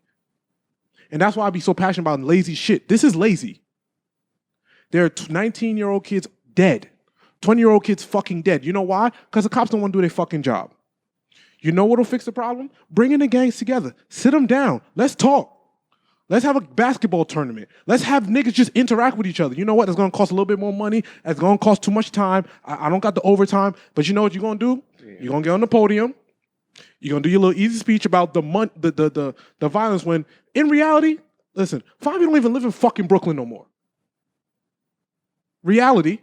He lives in a mansion somewhere else. Mano don't live in fucking, like, you know what I'm saying? Like, respectfully, this ain't, like, these kids is surviving. These kids have real life issues with real life people. When you in this shit, when I see the person I got a problem with, it's on. There's nothing Eric Adams can do. There's nothing, I don't know, like, there's no song that changes that. At all. When I see you and I have a problem with you and it's life or death, it's like my gun's still on me. That's what it is. The song didn't tell me to put the gun on me, nigga. I have to live like this. And also too, people don't have knowledge. That nigga, this is Los Angeles every fucking day. That's what I want to touch. Yeah. This is Los Angeles. This is because New York is becoming, there are parts of New York that are becoming these pockets. And that's also because of gentrification, because the bad parts are just leaving it. And like, you know what I mean? But this is this is Los Angeles. The difference between Los Angeles, even though it's been bad lately, is the people are policing their area. The police work with people to police their area. Yo, you the top guy over here. Make sure shit is good. We won't bother y'all. Simple. There's no structure. There's no policing. The OGs suck in New York. And I'll say that anytime. The big homies is not big homies in New York. That's what it is. But they're not even there anymore. They're not there no more, or they getting the fuck out of there because it's too bad. But this has been happening in Los Angeles for 50 years. They've run shit on their own. But lately, guess what? You know, just like we heard the LAPD say, a month back, don't come to Los Angeles. We got no control over this shit. You know what I'm saying? Like, to hear the people that's supposed to protect you say, yeah, bro, I can't help you with this. Don't come here. Sad. Yeah. No, it's laziness. We pay taxes for them to do nothing. We pay taxes for them to take pictures by Times Square. We pay taxes for them to, that's what it is. And even as much as we don't want police in our business, a police officer going and kicking it with the gangs and just accepting this is what it is. Because in reality, this shit has too much history. It's not going nowhere. Sorry. But, yo, it don't take nothing for a cop to sit there, talk to 10 gang leaders and be like, yo, bro, come on, bro. We ain't gonna bother y'all. Don't bother each other. You don't step in his territory. You don't step in his territory. Yeah. Everybody keep it cool. And that's it. But I'm gonna let y'all do what y'all do because I don't want nobody to die. Or get locked up. I don't want to put you in jail and I don't want you to die. Yeah. All it takes is a little bit of care. And that's what this world be lacking. That's what people don't give a fuck. Yeah. Everybody going to their job, cashing a check, going home, and not giving a fuck about what they do every day. That's be the problem with this world, bro. So that's how I feel about that. And that's what he sound like when he talk. I'm supposed to say this. The drill. I don't know what his MO is. It's stupidity. Like he just sounds stupid every time he does talk, and like he's been like that since the minute he's got his position, which I don't give a fuck about him at all, honestly. Yeah, no. And then at the same time, what do you also expect from someone who used to be a cop? For 22 years. Like That's all you know. You know the systematic, you know the programming, even the fucking guns. It's like, how do you not realize that the problem is guns? Mm-hmm. A kid, if you have a friend in fucking Kentucky, they can just drive down to New York and give you a gun. Yeah. A clean one. Yeah. A brand new one. Oh. No murders on it. They can't trace it. Oh yeah, bro, go ahead. They don't, Nothing. like, it's that easy. If a kid from Kentucky can just go into a store with an ID and buy a gun, right? I can just drive it down, and that's it, and sell it for twice the price. How Why- would you not do that? Yeah. Why? Like, what is the lack of understanding that if you are tougher on guns nationwide, it's harder for you to get it in the city. Boom. But I mean, bro, what can you do, right? All we can do is speak. All we can do is say the responsible thing and hope things change. But this banning drill music off social media, shut the fuck up. Shut up. And not all drill music is involves killing somebody else. Yep. Or involving guns. It's a careless cop out like that. Like, it's lazy. Yeah, It's lazy. The super. people, this fucking world in this country is just getting lazier and lazier every fucking day. Mm-hmm. And it's costing kids their fucking lives. Mm-hmm. Sorry, you have a job, fucking do it. That's it. Simple, bro. You have a job, do it. And do it to the best you can so people can fucking stay alive. Being a doctor, cop, when you decide that path, bro, sorry, you don't get those days off like that. I'm sorry, that's what you chose. Yeah, that's what it is. That's how I feel about that shit, bro. What? Can we go back to the doc? Yeah, no. There was a interview that Vivio had and Fabio there. Appreciate that. Yeah. Fabio had that. He was saying pretty much what Derek's point was, that how his words were like, shit don't make sense because there's niggas out here that don't even write their own music. So if you're going to indict niggas and lock up niggas That's true. That's over right. their music, that means you have to lock up Denzel Washington for being a bad cop in Training Day. Facts. Like, Yeah, you that's what can't I'm just saying. treat niggas because they make music. And his point is that they feel that this art form is the lowest form of entertainment. So it's easy to target us or kind of write us off as this Facts. is correlated to this because you don't respect the art form, which is interesting. Like, I don't even think the lowest form is just the easiest to use against you. Yeah, it's the easiest for them to replicate. Yeah, it's easy. Okay, but on the flip side, But he's just- right though. Yeah, that's exactly what I was talking about. No, he's right, but playing devil's advocate, you don't think that constantly and repeatedly seeing guns in videos has some correlation with the spike in violence at Not all? in me. Not in the slightest. Okay. I think that I'm not even putting that gun out there if I'm not embarking on violence. Does it change your mind when you watch action movies?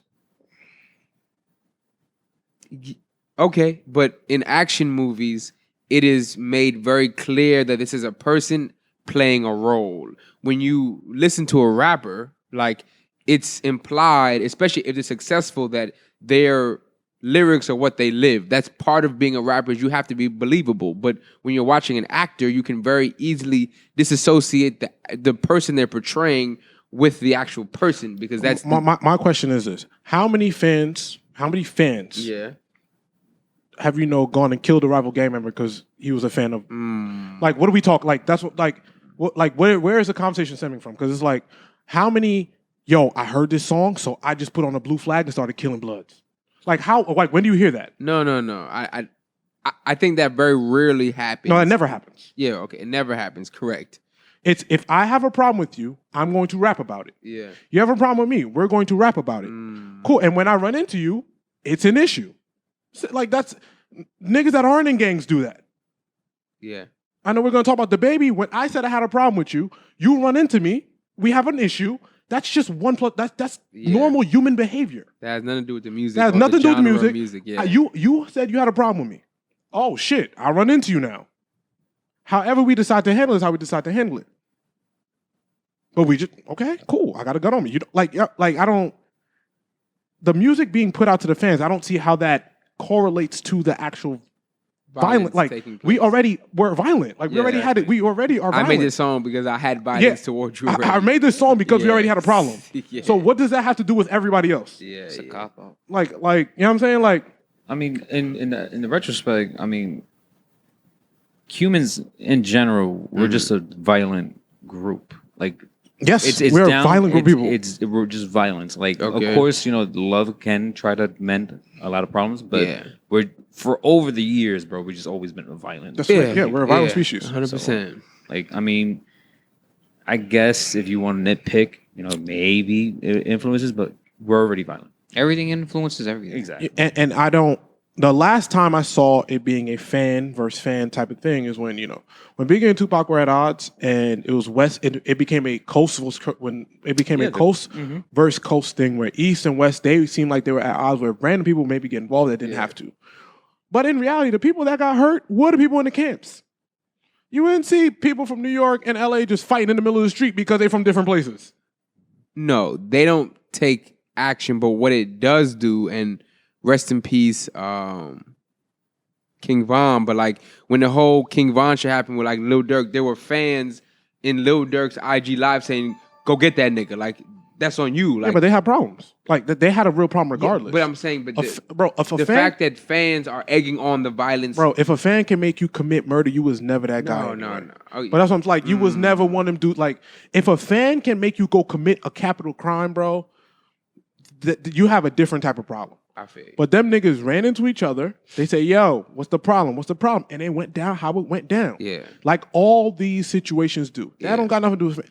If Lil Durk said that shit or whoever said that shit, and no one heard, I guarantee somebody would have ran to him and say, "Yo, what you said?" Like it don't like if one person, if you say something to me on the internet, right? So you say something to me on the internet. Yeah. I don't believe in the internet. Let's say, but I'll use myself as an example. If you say something to me on the internet, I'm gonna ignore you. But if I ever run into you, my nigga, I'm gonna tap, yo, my nigga, remember that thing you said? Because I'll be like, yo, bro, I'm gonna let you know I'm not the one to do that with. I'm not saying I'm sending you, but I'm saying, yo, bro, I'm gonna let you know, yo, my nigga, hold up, chill out. Like, I don't care who, it doesn't matter if it got 0 reaches, 1 reaches. If I seen you disrespect me on the internet, I'm not gonna say nothing to you. It doesn't matter. But if I recognize you, we in the spot, you're comfortable. Type, yo, what's your name? Remember that thing?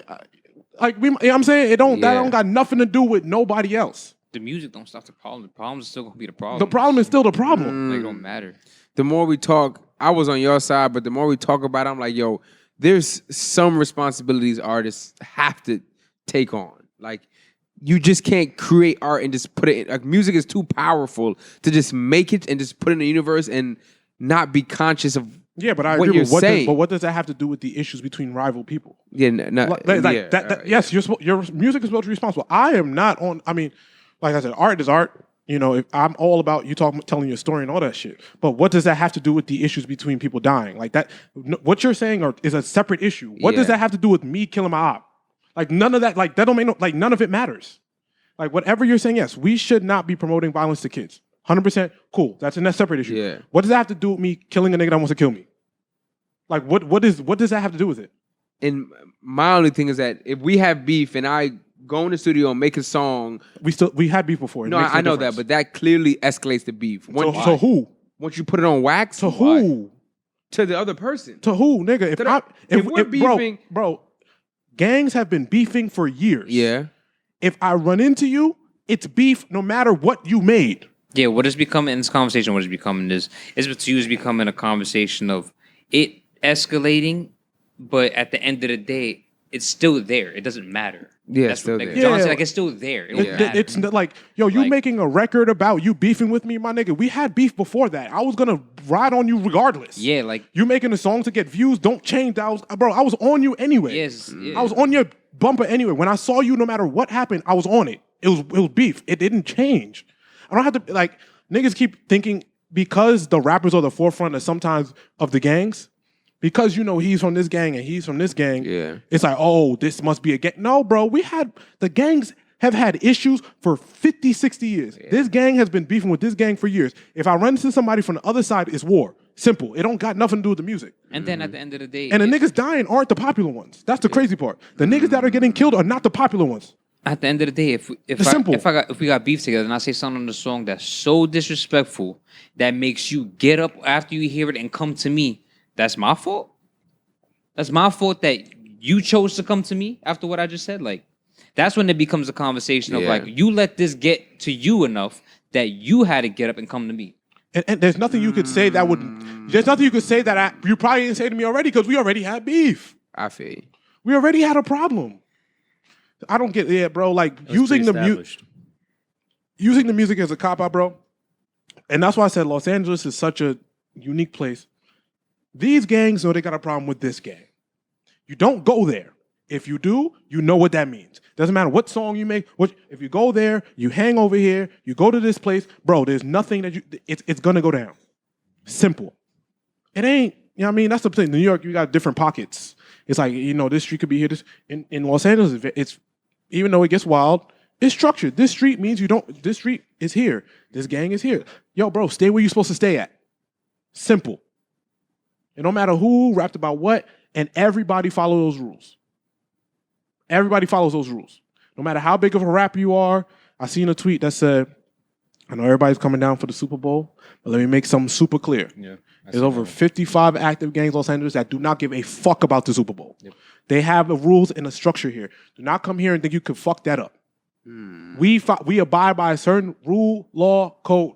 That shit is not changing because it's a celebrity event here. Do not get that fucked up. Yep. And that's what I think. You know what I mean? I think that New York, we are getting to a place where things are getting a lot more separated. And the gangs are ramping up on the violence. I do think there's a lot of misguidance in the youth right now in terms of how this shit's supposed to go. And that's what it is. That's just what it is, bro. There's a lot of just the kids don't know what the fuck is going on, and it's not how this shit's supposed to go. That's what I'm saying. It's not how this shit's supposed to go. And I love that Fabi's working with Kanye, so you can see it a little bit different. That the drill music don't got to sound the way it's been sounding. But I'm also not going to tell niggas how to handle their problems because I understand. Mm-hmm. You know what I mean? If you have opposition, you have opposition. That's just what it is in the environment. So it is what it is. I don't think the music changed none of that. Yeah, Eric Adams really got to like get it together. It could be a part. Listen, he can mention it and say, "Yo, bro, maybe y'all shouldn't be making music about killing each other." That's fine. Yeah, but not that way. But him saying, "Yo, we're going to ban it." Shut up. Donald Trump we got him off social media. Nah, so we're now not we gonna got to get the fact that you're connecting Donald Trump back to drill music is disgusting. Nuts. Yeah, but this is maybe a good segue, maybe not. But with the baby story, I don't know if you saw, but Danny Lay's, I'm pretty sure it's her older brother. Yeah, brother. Yeah, older brother, younger older. Not positive which one, but they were at a bowling alley, and and I hate that niggas don't like bowling shoes. I hate that niggas refuse to put on bowling shoes, bro. I put on bowling shoes. Me too. Come on, that. Y'all not gonna see. Look, niggas that wear bowling shoes, and they're gonna throw you down the gutter ball. You're gonna be a gutter ball now. And then what? Then what? Look at them, looking stupid. Okay, Steve, right? The memes people made, bro, they were doing the little Scooby-Doo shit, bro. Yo, bro, niggas were falling. Like, come on, put on some backstory. I mean, honestly, bro, this is something I hate to even talk about. Yeah, it's like, but the baby got into a fight with Dan Lay brother, and I hate it. It looked gross. It was nasty, and it's some shit that shouldn't even happen. Especially, I hate that niggas film shit like this because of the internet. Like the internet sucks. We know, but that. I know, but once you involve. Which is what I may be off on the point, but once you involve other people by making a song about it, by making public about it, you have to maneuver a certain way. I feel like the baby didn't make no song about it. No, I know, but if this shit wasn't on the internet, which is the equivalent of rapping about some shit and putting it in a song, like I can it see that. makes it public. And once it's public, once people's eyes are on shit, people move differently always. From the beginning of time, once it's recorded, people act differently on camera than they do in person. Listen, bro, everything gonna be public nowadays unless it's behind closed doors. I feel you. Yeah, bro. At the end of the day, like the internet's not going anywhere. That's where the world is at this point. And And once it's been there for years. And once again, my only point to even push back is that to go back to the drill music conversation is unless you're in the know, you have no idea what they're talking about. Like there's a lot of shit that you don't even know you don't even know some of the references, some of the shit they're talking about if you don't know. Correct. Like, for example, like the baby is a pop star. He's a pop star. So this was on TMZ. This was the killings of them black kids. Dude, true. What them shits end up on News 12? So it can't. The eyes. You know what I mean? You know what made this public? Eric Adams going on the fucking national stage comparing it to Donald Trump. Feel you. These when them black kids died, we had to look it up. We had to go find it. Shit's not the first article in Google. The baby fight was the first thing that came up on the Shade Room TMZ. That's the shit I'm talking about. And then half the world don't even know because you think half of the world know whatever Daniel A's brother said. That's what I'm saying. Even that, right? So my thing is, when it comes to the drill, the drill music can't be the issue because it should not even on a public stage. They got secret issues. They rap about to 20,000 people, but they still got beef with each other, and they going and killing each other. It's not good. Shouldn't be happening. But there's another issue that you need to focus on. The last thing you should be focused on is the music. You should be focused on the guns and the violence and the bringing the communities together. Got it. That's what you bring the community. Like you focus on music, but go get the community in order. We're not taking care of our community. That's the problem. We're not taking care of our own. This the baby shit. I mean, I just wish niggas were bowling shoes, bro. Bro, that was a funny ass video to watch. Everybody bust Yo, their seeing ass. a grown man be dragged by his hair is nuts. By them two braids. Demoralizing. Yeah, it's crazy. But honestly, he walked up out of it, so I give it to him. There was a lot of them. oh no, bro. I mean, listen. You made it. You walked up out, like you said. Yeah. You walked up out there. He made it home. That's it. What you gonna do? Yeah. Nah, but even You're like, in the outnumbered, boat bro. and that, I mean, even in the same like video, like you got jumped by like 6 dudes, and he still got up. So I mean, I mean, bro. If I run into you and I'm with 6 of my dudes, we gonna hurt you. I don't know what to tell you. yeah. Like I'm not finna like. Sorry, like They you're was- gonna catch a fair one. I'm not here, stupid No, nigga. hell You no, cu- fair one. Yeah, shouldn't but- have came by yourself, asshole. You ever seen You gotta- I know y'all seen Matilda when the when the Calling principal Miss- had the Miss swing about her Trembles? pigtails. Yeah, Calling Miss- Daniela's brother Matilda is nuts. That's was the sickest shit I ever heard in my life. Bro, that's how it man. looked in that video. That's sick. But nah, bro. I have nothing to say about this. Same. I honestly have The absolutely baby's one of nothing. those people I'm like tired of talking about But no, what because I of did- like the reasons he's in. The what I news. did want to talk about, bro. I think the baby he's hurting his career, bro, because he just lives in trouble. Yeah.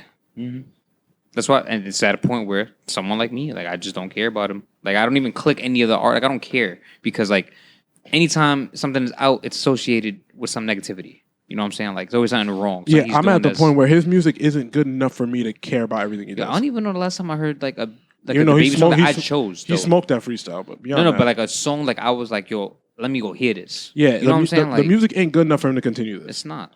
Like the talent ain't like you. And we can't, said that months ago. Yeah, like You know, and it the, just mu- hasn't the stopped. music ain't good enough for you to run around like this, And it literally just hasn't stopped. It's still and this just doesn't help the music. at all. So it can't be a publicity stunt. It don't. It sucks. All of it. This is not helping the music. So now you're just like a dickhead. Just killing your image. yeah. Yeah, it's literally killing your image. hmm And you know, we live in a world sometimes where people think negative press, all press is good press, and you I know, hate that saying so much. we live in a world where people think all press is good press, and I tell people, It's bro, really not. it's just not how. It's not like It's not. that's a myth that people like let you know, but it's just not It's the really truth. not. And then you ask for an example, you can't really like find one. Mm-hmm. It's just not how that goes. But yeah, because since the baby had his what was it? What was the concert? Rolling Loud incident. Yeah. People ain't downhill. been fucking with him. It's been downhill since. They forgave him and everything. They wrote a whole letter, and we still don't give a fuck. But then the shit with Danny Lay Then transpired. it's like, It don't stop. bro, like once that happened, he just went on a path, and we don't give a fuck. Mm-hmm. So I don't know. I mean, at this point, the baby can't make good enough music to get out of this. Yeah, it's dope. Because he's digging himself in the holes. Like, the music ain't good enough for this. The last person I seen dig themselves out of a hole this deep was Chris Brown. And it's still tough. And I think it's still tough for him. It's still tough. Chris Brown has had to put I think out as high, triple amazing albums in 60 records at once to even dig himself out the hole he did. and even as That's the last high, person I've seen and get even this as high as he is right now in regard to like where he stands in music, like it would have been higher had that not happened before. Oh, for sure. You know what I'm saying? Chris Like Brown would be the greatest. he of all would be like if he didn't have that he'd be incident. the biggest deal since fucking Michael Jackson. Yeah, Yeah, I 100%. would say that he may be at this point. Chris Brown, being as young as he was, if that incident never happened with Rihanna, he would have probably eclipsed Michael Jackson. To be honest with Probably. He had that. you, Chris Brown's still, if not the most talented artist walking the face of the earth, but Yeah. it's too much. It's too much. Too much. Sorry, too much. Y'all watched that Kanye doc yet? I know it dropped. I have not today. seen it yet. I have I not only seen saw the trailer. There's only one part out so far. The next part they dropping it like in a weekly thing. It's only three parts. The first part is out now. It's an hour and a half. The second one I think comes out next week, and then the third part comes out like the week after that. I saw a trailer for it, and then I saw a little clip that's probably flown around Twitter of when he went to Rock Nation and played All Falls Down. And played All Falls Down. Nobody wanted to hear that shit. And Which is crazy. It's insane because don't get me wrong, probably they were just thinking like this is probably just another kid, whatever. But That being one of the greatest. But no, songs yeah, to one of the ever- greatest- songs to ever be Yes. created. Yeah, which is insane. And then like that clip just keeps on floating around, and it's just wild because it didn't let him stop. Like it didn't let him just stop, even after the incident and everything like that. He still kept going, which is insane. and all Kanye nonsense aside, Kanye's, if not one of the greatest artists of that we've ever seen. He's a genius, no doubt about that. And that's why I tell people, bro, like it really is just keep going. Him getting 6 no's in the record label he signed to, but that still being one of the greatest songs of all time, bro. You can't just take a no like that. The fuck? Yeah. I wonder where the doc stops at. We'll see. I mean, Yeah. I haven't When the seen. third part comes I haven't out? seen it yet. I'm gonna watch it right after. I'm hoping we that do it. it's pretty far into his career. Like I know for sure it definitely even goes towards like the Watch the Throne era. But I hope it's like recent-ish. Recent? Like at least I around think- towards when like the Ye album came out. Like then the last like 3 years. I hope there's to like, see some where more footage. where his mind state is in that space. Yeah. I just wanted to see like the whole trajectory, like as recent No, as I 100%. can. And one thing, But it's gonna be great. I know it's gonna. I be mean, great. I the first part I heard was great. I know people that have seen the whole thing that it's really good. Next week we'll talk about it. Yeah, because but we'll I watch haven't- it by that I haven't point. seen it yet, but Yeah. that is it came out today on when my we're list. recording, but That's on my list. So. by next week we'll talk about it because That's on- we've seen it by then. Yeah, that's on my list. Yeah. No, and when I seen that All Falls Down post kind of go viral, what it made me think about is like A&Rs are supposed to be the gatekeepers of music, but how could you sit in a room, hear that song, and not and want to think that's the one? Like, what is your perception of music that you don't think that's a hit? And you are the individuals who then pick the songs that are then pushed out to the general masses, which is concerning to me. That's also why I think A&Rs are damn near extinct now. Yeah. Because I think that A&Rs, what it started to become, not old school A&Rs. Listen, you're talking about Rockefeller, you know what I'm saying? But A&Rs right now, or as we start to progress, A&Rs are just looking for a hit to get there. You know what I mean? Now, play. And everybody plays a responsible part in that, right? The artist, if you're just looking to make a hit, and A&R, if you're just this can trend because social media is so big now. To the Kanye point, I think they missed it at that time. Okay. I think they just didn't. Okay, this is different. I also feel like Kanye was kind of like trying to get known in a time when things were more like street dominant. Yeah, Like that's the it. sound was more like street dominant. Yeah, the radio was street dominated at that point too. Yeah. So Like wanted to hear more like gutter type shit, not as much as like clean I mean, that wasn't cut ish. that wasn't Rockefeller's sound either. So I feel you. I mean, but in terms of understanding what was going on, Mm-hmm. at certain times, Kanye's always been ahead of the time. He's always been ahead. Yeah. True. So especially when you're Yes. when you think ahead, people are always gonna look at you crazy. Yeah. When you have a idea that's way ahead of his time, people are always gonna look at you crazy. And the thing with Kanye, he's so great because he's always understood. You're not gonna get me now, but you'll get me a few months from now. You'll get me a year from now. He's been like that the whole time. I He's think always I been think like he's that. still like that. Even He- like the bullshit aside from everything else. Yeezus. Like he's still like that as a person. You look at Yeezus. Yeezus was ahead of his time. 808s and Heartbreaks was ahead of its time. But like I said, bullshit aside, there's no denying Kanye's.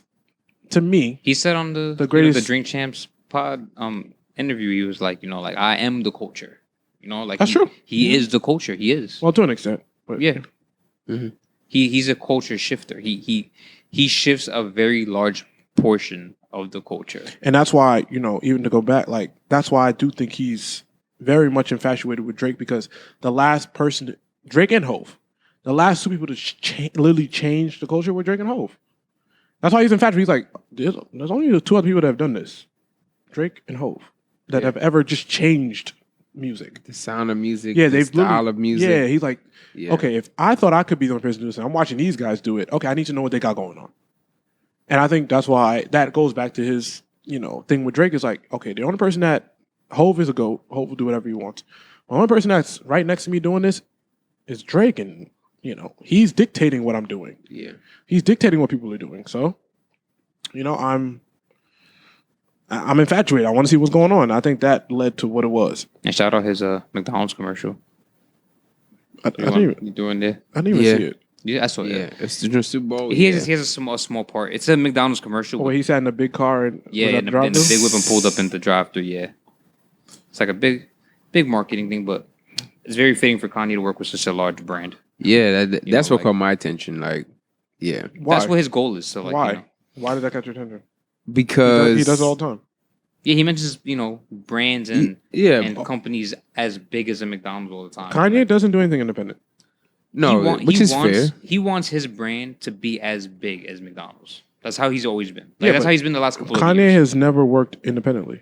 He calls himself, the Steve Jobs and the Disney of all this shit. Like McDonald's is the biggest food chain. Mhm. You know what I'm saying? Like in the world. Yeah. Like that's Yeah, but Ye has, as much as we love Ye has always seek the approval of white people. Yes. because That's all he's ever. That's all Kanye has ever. Kanye has always seek the approval of the white majority. and that's because they have the seats at the table that are important. Mm-hmm. Unfortunately, Yep. That's fair. Yeah, Kanye has never not seek the approval of a white man. I mean, yeah. No, it's a fact. If If I you agree. the history of it, him hugging Donald Trump in the mouth, like that's crazy. Sick. him begging for Louis Vuitton, like it's what he, Balenciaga, I it's think. what he does. Yeah. McDonald's like Gap, like it's a trend, it's a pattern. Yeah, I mean, unfortunately they are the gatekeepers of a lot of things, but it is. But what does that mean though? that means that they have the He's money, trying to get himself- power, and influence. Yeah, he's to trying. do Yeah, what to for him. no, yeah, he's trying to do it for him. for But no, I'm it's- saying, what do also- they do for Kanye West? they get him a seat at the table. Yeah, What that's- table? The table of people who actually influence people, Yeah, who influence culture. yeah. The fact that They influence the world. yeah, influence the world. Hell yeah. So okay, let me ask y'all something because this is a unique conversation. Okay. When Jeff Bezos was going through what he went through with his wife, Yep. did we know about it for real? Like the internet put a couple stories about it, but did we know the inner workings and The wife that he actually got a divorce from. yeah, Miss Bezos? What I don't know. Yeah, no, I said, they- I don't know. I said Miss Bezos. It was pretty extensive. The detail they went into. Only thing I heard was that she got half, No, but it was and that she because- had, and then somebody cheated. That's it. Yeah, but No, there was more information. it was she cheated because someone pulled a Kevin Hart on Kevin. They set it up. Someone paid a woman to then try to seduce Jeff Okay. to get him to cheat on his wife. Cool. So That's pretty so detailed. So oriented. he cheated. He got caught. They divorced. yeah, And she essentially. became the wealthiest woman. She got half. Yeah, she got half. The niggas which is crazy. She got half. He cheated. He got caught. Like all the white men do. Okay. If Kanye was these wealthy, white, sitting at the table we wouldn't be seeing what he's going through. And that's why I think Kanye fails to understand when he's looking for the approval. He's not them, because those guys are in a different conversation. I don't think he wants to be them. I do. He wants to be accepted by them. I disagree. I don't think that's even worse. I don't think he wants to be them. No, he's going to be I them. think he wants to have, like I said, a seat at the table, because that seat grants you control over a lot of things in this world. And what would an example of control over certain things in the world be? I just want an example. Influence, money. To dictate the price of shit. Kanye's a billionaire, and but that's what is he control? So Kanye wants to be as big of a billionaire as white people. That's his goal in life. yeah. And I don't actually. I don't think it's a dollar amount. What is it? It's the control It is and the influence. Yeah, the power. It's the power. You think so? Kanye wants the same power as Gap. No, Kanye has said he wants a seat on the board of Gap. He said it like out of his mouth. Okay, working this with is them. what this is. I know, but that is to speak to how he wants to have control over it. Kanye wants. He doesn't want to be anywhere he does not have control over. So Kanye just wants, and then that becomes a power issue. So Kanye just wants control over everything he touches. Yes, I think it's a similar. I mean, 100% does. I think that's part of it. But I was having this discussion with. I think this speaks to. I'm sorry. No, go ahead. And I think to speak to that also is the fact how he wanted his hands on the Netflix documentary before it came out, whether he got it or not. I mean, but that's small to me. That's small scale. That's small, but at the same time, that speaks to how much he wants to control. I mean, listen. I think that anybody having a documentary about your life, anybody doing a documentary about your life, if you don't have control over it, you don't do it. So this is tells your narrative, which is what no one wants. No one wants that. And I think Kanye West, being a billionaire, would have at least that minimum control over his life story. Right? Cool. That's the point I'm sticking to and the point I'm referencing is Kanye West. What does he want? And it seems like it changes every week. Okay. And like I said, Kanye West is not getting on Instagram Live doing all this shit if he's those guys. Jeff Bezos didn't have to go. You know what I'm saying? Like those guys, it's different. And I think that it's something he can't accept, unfortunately. But you also have to carry yourself that way. But I also do think that I'm not a fucking doctor. I'm not going to pretend I am. But Kanye West has been diagnosed with bipolar disorder. And I think this is a clear sign of that. Because I think I think it's as simple as he really just wants power and control as much as these like Mojo white Jojo, individuals. But like Mojo Jojo, like this fucking Mojo Jojo. Like he wants. First of all, he is an influencer. Like we spoke, he's a culture shifter. He literally so now imagine that on a grand scale of the world. He wants that power and he wants that control. But to do what with it? I don't know. We don't know what to do with it, but only he can answer that. But at the end of the day, also, what comes with it is that he's a black man, so he has a different fight. What are you willing to do to get power and control? How far are you willing to go? You know, and even to your point, and I'm thinking about it, and like I said, I have accepted that Kanye West is, as much as I love Kanye West, he's not all the way straight. If he wants all the money and power, does that mean you submit to every white man? You don't have real power and money. You don't have real power then. How much does he submit though? What? He hugged Donald Trump and said, "You're my Superman." Are you kidding me? That's his belief. Was that submitting? Is that a belief, or is that him doing what he's got to do to get to the next step? If you believe what you're saying about Kanye West being as powerful as he is, that means he did that to get to the next step.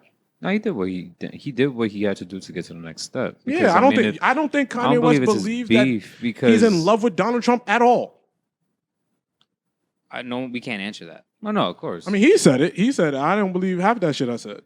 He said it. He said, "I didn't. I was doing what Well, he didn't say I was doing what I had to, but he's like, I don't agree with Donald Trump today. Like, if you ask him today, he's done interviews. I don't believe with that shit. And listen, I'm not the biggest Kanye defender ever. Yeah. You can ask anyone that, but I just don't see where he submits to. Like, he's very vocal and outspoken, and that's just his, his trait niche, as a person. That's what he does. You know what I'm saying? That's how he handles his shit. I'm not saying it's right or wrong. But that's how he handles things. I just don't see instances in which he submits to the white man, so to speak, because he's very vocal in how much he's very vocal in how much he wants to be them, not be them. He wants a seat at the table with them. But that's not the same thing. I don't think he wants to be a white man. I mean, if you're taking it in a literal sense, but I think he wants, like you said, he wants the the things power that they have. and control. He wants the things that they have. He wants but how far are you willing to get power and control like white men have? Because unfortunately, we live in a country where, good brother, I'm sorry to wake yay up, but it ain't happening. And that's what his fight is. It ain't. You know what I'm saying? Like but that's what his fight as a black man in this country. Okay, Specific. That last sentence is the issue, because as a black man in this country, there are boundaries that we need to have to keep our respectability. And that's why I said it's him specific, because his fight's a different fight, and he's trying to get different things, and he has different things by his side to accomplish those things. Like it's different for him. Like, you know I don't know what Ye being on the board of Gap does for black people. I mean, it can, but I'm talking about what it's done. We don't know that. We can't talk about like things that we don't know yet or haven't been able to see yet. Like, he wants to see it at the table. What was it? What was the? Did you feel that same way when Virgil got to see that Louis Vuitton? No, I didn't. But I don't hear Virgil express, like, for example, if I get a job and I just get a job that I like, through me getting that job, I didn't say I was going to take care of the entire black community. You know what I mean? I just got a job. Like, Virgil just got a job. Virgil didn't just get a job. It was a very big deal when Virgil got the job. I'm not saying the job's not a big deal. I'm just saying, but Virgil just got a cool job. Like, this is what it is. Like, if tomorrow I get a job at Nike, I don't think I have to announced, like, you know what I mean? I don't have to go on a campaign of talking about how I got a job at Nike and I'm going to take care of all black people. That's not the same. No, that's a big deal. That's a big deal. Okay, that's a big deal for me. That's not the same. But that's not a big deal for all black people, one. And two, I didn't say... It was a big deal in the first place that Virgil got that seat because he was a black man. Yes, it's a black man doing something cool. That's it. What does that mean for you? It is big. Well, yeah, but what does that mean for you and you? That you can do it too? Cool, that's good. You're an inspiration. Now what? But the conversation we're having is about Kanye West now taking taking the influence that him wanting to be at the seat, him wanting to be at the seat with Gap and all these guys. Yeah. What is that doing for us? That we won't know. Truthfully, you can't rebuttal that discussion until probably at least 5 years. And you can use that. And you can have that same thought process for any time. No, because I want when Kanye is always talking about what we're not doing as a community enough. He's the first to say that. Yes. He's first on the line. The first one to, but I want to know. But it takes. Was it a big deal for you when Obama became president? But it takes time, bro. Yeah, for sure. Why? Yeah, because he's the first black president. Yeah, but now what's the difference in between that and what we have representative? That's the point. Is representation. Representation in a field that is predominantly because Kanye has consistently misrepresented us. That's why. What the hell? Correct. Kanye went on the internet and said slavery is a choice. Guys, let's come on. Like we are way deeper. Like there's a difference between that and that because Kanye has constantly misrepresented black people. Yes, but Kanye put on a "Make America Great Again" hat and hugged Donald Trump. Yes, but I think all of this, at least for Kanye, that's a misrepresentation of black men. Agreed, yes or no? 100%. Okay, so then that's it. No, but I think Lil Wayne I don't also agree was with that. chilling with, and he looked like a clown. Wayne was a clown too. I don't agree with that. That's personal. That's you can't. Yeah. There's a lot of you can't say that. That's personal. There's a lot of people that you can't say that because Kanye or Lil Wayne put on a "Make America Great" hat again. It was a misrepresentation. of black people. You can have any political representation you want, but telling a white man that has consistently put down the black race to go and say you are my hero, which he said verbatim, is a misrepresentation of powerful black men. Yes, I stand on that. Agreed, but simple. Agreed. But what just to your previous question, what Kanye wants to get enough power and influence that when he walks into a room, people don't see his skin color and look at him as a black man. I think that's what his driving force is, to have so much power and influence that I can be in these rooms with all these individuals and they don't look at me as a black billionaire, just a billionaire. And how you get the power matters.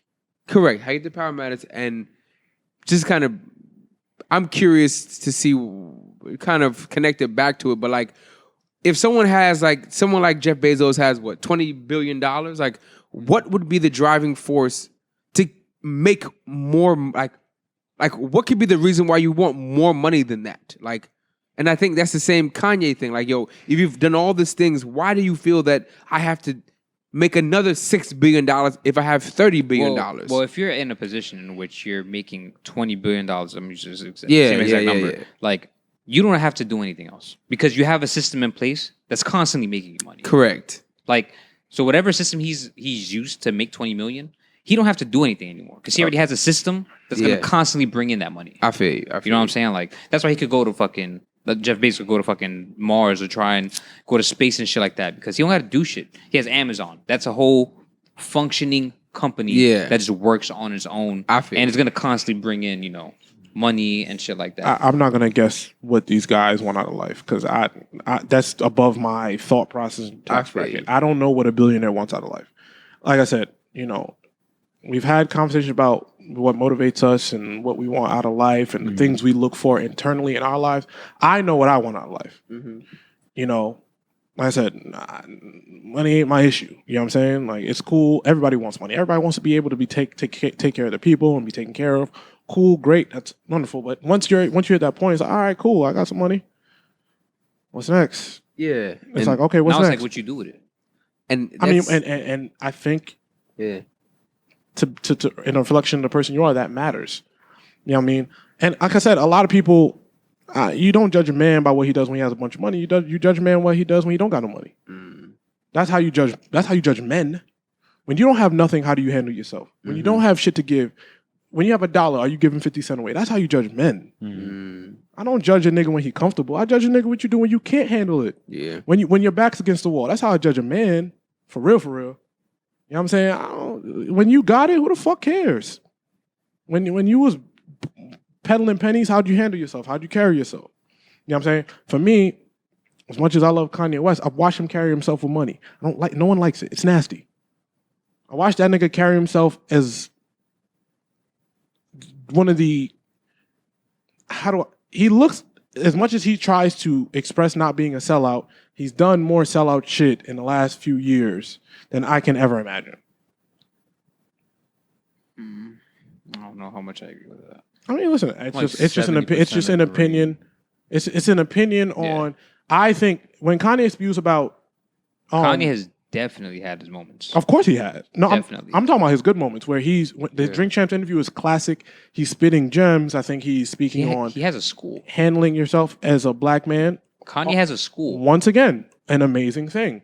Great thing for people to have an academy. Also, it's a big basketball school where kids are getting scholarships. That's all great. But also, there are things that I don't understand. Because as you being a public figure, you have a way to handle yourself. How you're handling your situation with your baby's mother is not appropriate. You know what I'm saying? So one day is this, one day is that. But I also do think Kanye has a disease and he needs to make sure that somebody's, you know what I mean? Not very. Yeah. And this is kind of like a random spin-off question, but I like asking y'all questions. Y'all give good answers, you feel me? Like, if you had to choose between the idea of success you have in your head or the idea of monetary value that you want to get to, what are you picking? Like, are you picking the influence? Are you picking the clout, for lack of a better word? Or are you picking the dollar amount that you would feel satisfied when you like lay your head to rest at night? Basically asking, would you rather be rich or famous? Yeah.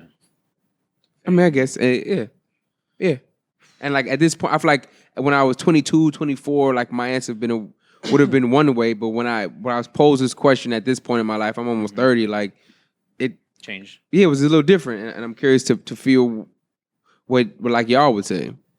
younger me would say fame. I feel like everyone would say fame when they were at a younger age. But but then you get older, you realize like. But it's fame to me sounds like a fleeting word. Having influence over people is a long-standing. But having influence over, I mean, yeah, but the way I see it now, financial freedom is truthfully the best thing. But So give me even all the having fucking impact on the world, Don't you'd give a pick fuck. over a money and being Don't give a safe fuck. than having impact on the world you live and leaving that impact when you leave this world. Listen, man, we're here for a short time.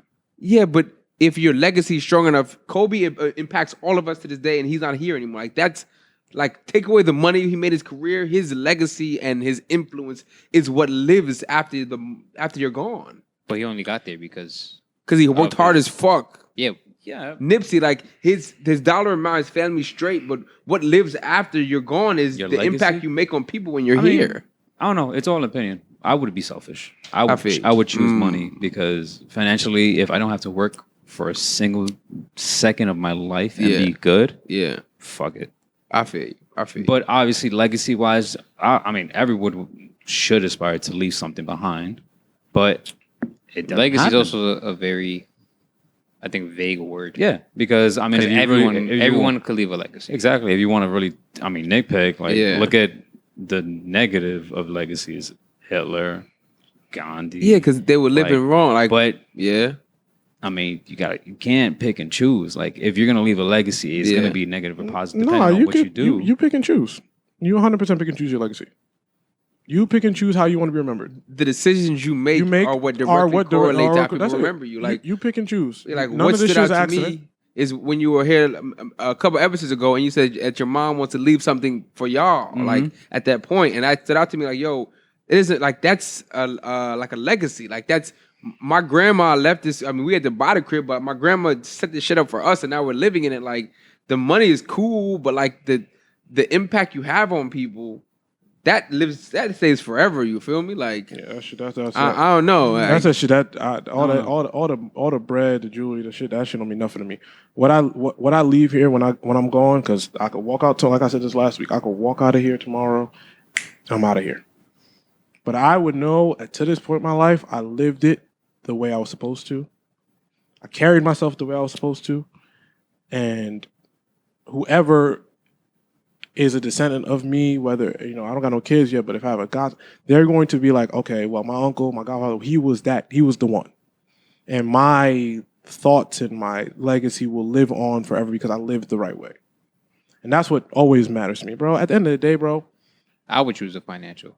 I would choose. I mean, listen, and there's nothing wrong I would with be that. selfish, truthfully. I mean, because, It's not selfish because if you're choosing the financial, it's not just for you. yeah, nah. if anything, That That's financial sure. aspect is for you, your family, your kids, your kids' kids. It's a long lineage. if you're anything, talking that can financial. lead to a legacy, You know what I'm saying? Like, which is a cheat code. But I mean, it is what it is. Yeah. Would I rather choose a lineage of my family being financially safe for the next 50 to 75 years Yeah. over Oh, hell yeah. me having a legacy with everyone else? Yeah, because my legacy is with my family. So at the end of the day, I still have a legacy. Yeah. It's like they go hand in hand. Yeah, I mean, That's why I I said think- legacy is a big Nah, word. nah, I think to nah, delineate, nah, I think that's to a big difference. I think to in my opinion. delineate Walter's point is, okay, if you're privately rich, like you do real estate, you're not famous, cool, that's fine, but your family's good forever, right? You're rich, your family's set up for a long period of time. I think Walter's question is, okay, but what matters more to you is, like he brought up Leaving something Nipsey and Kobe. It's like, okay, what does the impact you left on in a universal sense? You can still be rich, but the impact you left in a universal sense. That's what I'm saying. They Does both that, go what, hand in and hand. I'm saying, what do you value more? The financial aspect that you're going to be good regardless, or the impact you leave on people on the outside? I think that, if I'm correct, correct me if I'm wrong. Yeah, I feel like it's no. momentarily. I feel truthfully it's momentarily and pick and choose because at this moment you could probably choose I want to leave a legacy, but then life happens. Yeah. Life happens. You never know. That's also true too. But So- like, I feel like, let's say Kobe lost everything on his deathbed. What Kobe left is still influencing a lot of people. No, of course. You know what I'm saying? So I mean, but it's all relative, right? Of course. Yeah, it's yeah, all yeah, relative. it's all relative. 100%. Just a discussion. It's But just- I mean, But- choosing the money over impact, I think it's what Walter's trying to say. Yo, everybody, let's say everybody good. Both we everyone's good. You know what I'm saying? But what gives you more value? How I'm seen when I'm gone, or just having the bread, being to myself, and keeping it pushing? You know what I'm saying? If I'm correct, I don't know. It's hard for me to answer that question because I they're too intertwined. They're not. I mean, I think it's completely separate. I'm not completely separate, but separate enough that you can have the discussion. Because what if you leave $10 million to your kids, but they saw you fucking, I don't know, use child labor to get that paper, and like they don't do shit with it. Like their perception of what I have to do to get money is fucked up. So then they pass it down to their kids and their kids and their kids. Let me exploit communities. Let me exploit black when you people. say finances, I assume it's in a positive manner, not child labor. But many of these people make this money doing illegal things, bro. Like when you really dive into it, like a lot of these millionaires make their money doing shit that they should not be doing. Like, I get that. If your completely. kids see you doing that shit, like they continue on that legacy of fucked up shit. Yeah, they believe. No, I get it. I'm just saying when you presented the question, I just associate it in a positive manner on both ends of the spectrum. I feel. I think your voice. Let's say money is, because money is a voice. Money is a tool. Money is an instrument, right? Yeah. If we can all agree. No, of course. I think what you do with your instrument and your tool, I think that matters. That's kind of like that's how simple as it gets for me. What you do with your tool, what you do in general. Yes, not everyone's going to have the money to spread around to give to charities and all this other stuff. Cool. You know what I'm saying? I think that is also something that's a universal thought process. I think that Walter's saying is what you do with, because money equals power, power equals influence. I think what Walter's trying to say is, hey, like, what you do with it does matter.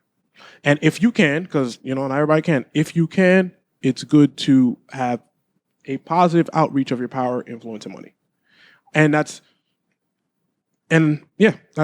think that's what he's saying. But the original question was more so like, what would you prefer? Your people recognize you for, the fame, the riches, or it's like, yo, bro, like, I did good shit when I was here. Type shit. I did good shit when I was here. So, I mean, but there's no right or wrong answer. It's a catch-22, right? It just depends on the situation too. So, yeah. I understand your point 100%. You know what I mean? Well, yeah, another one? Questions? Yes.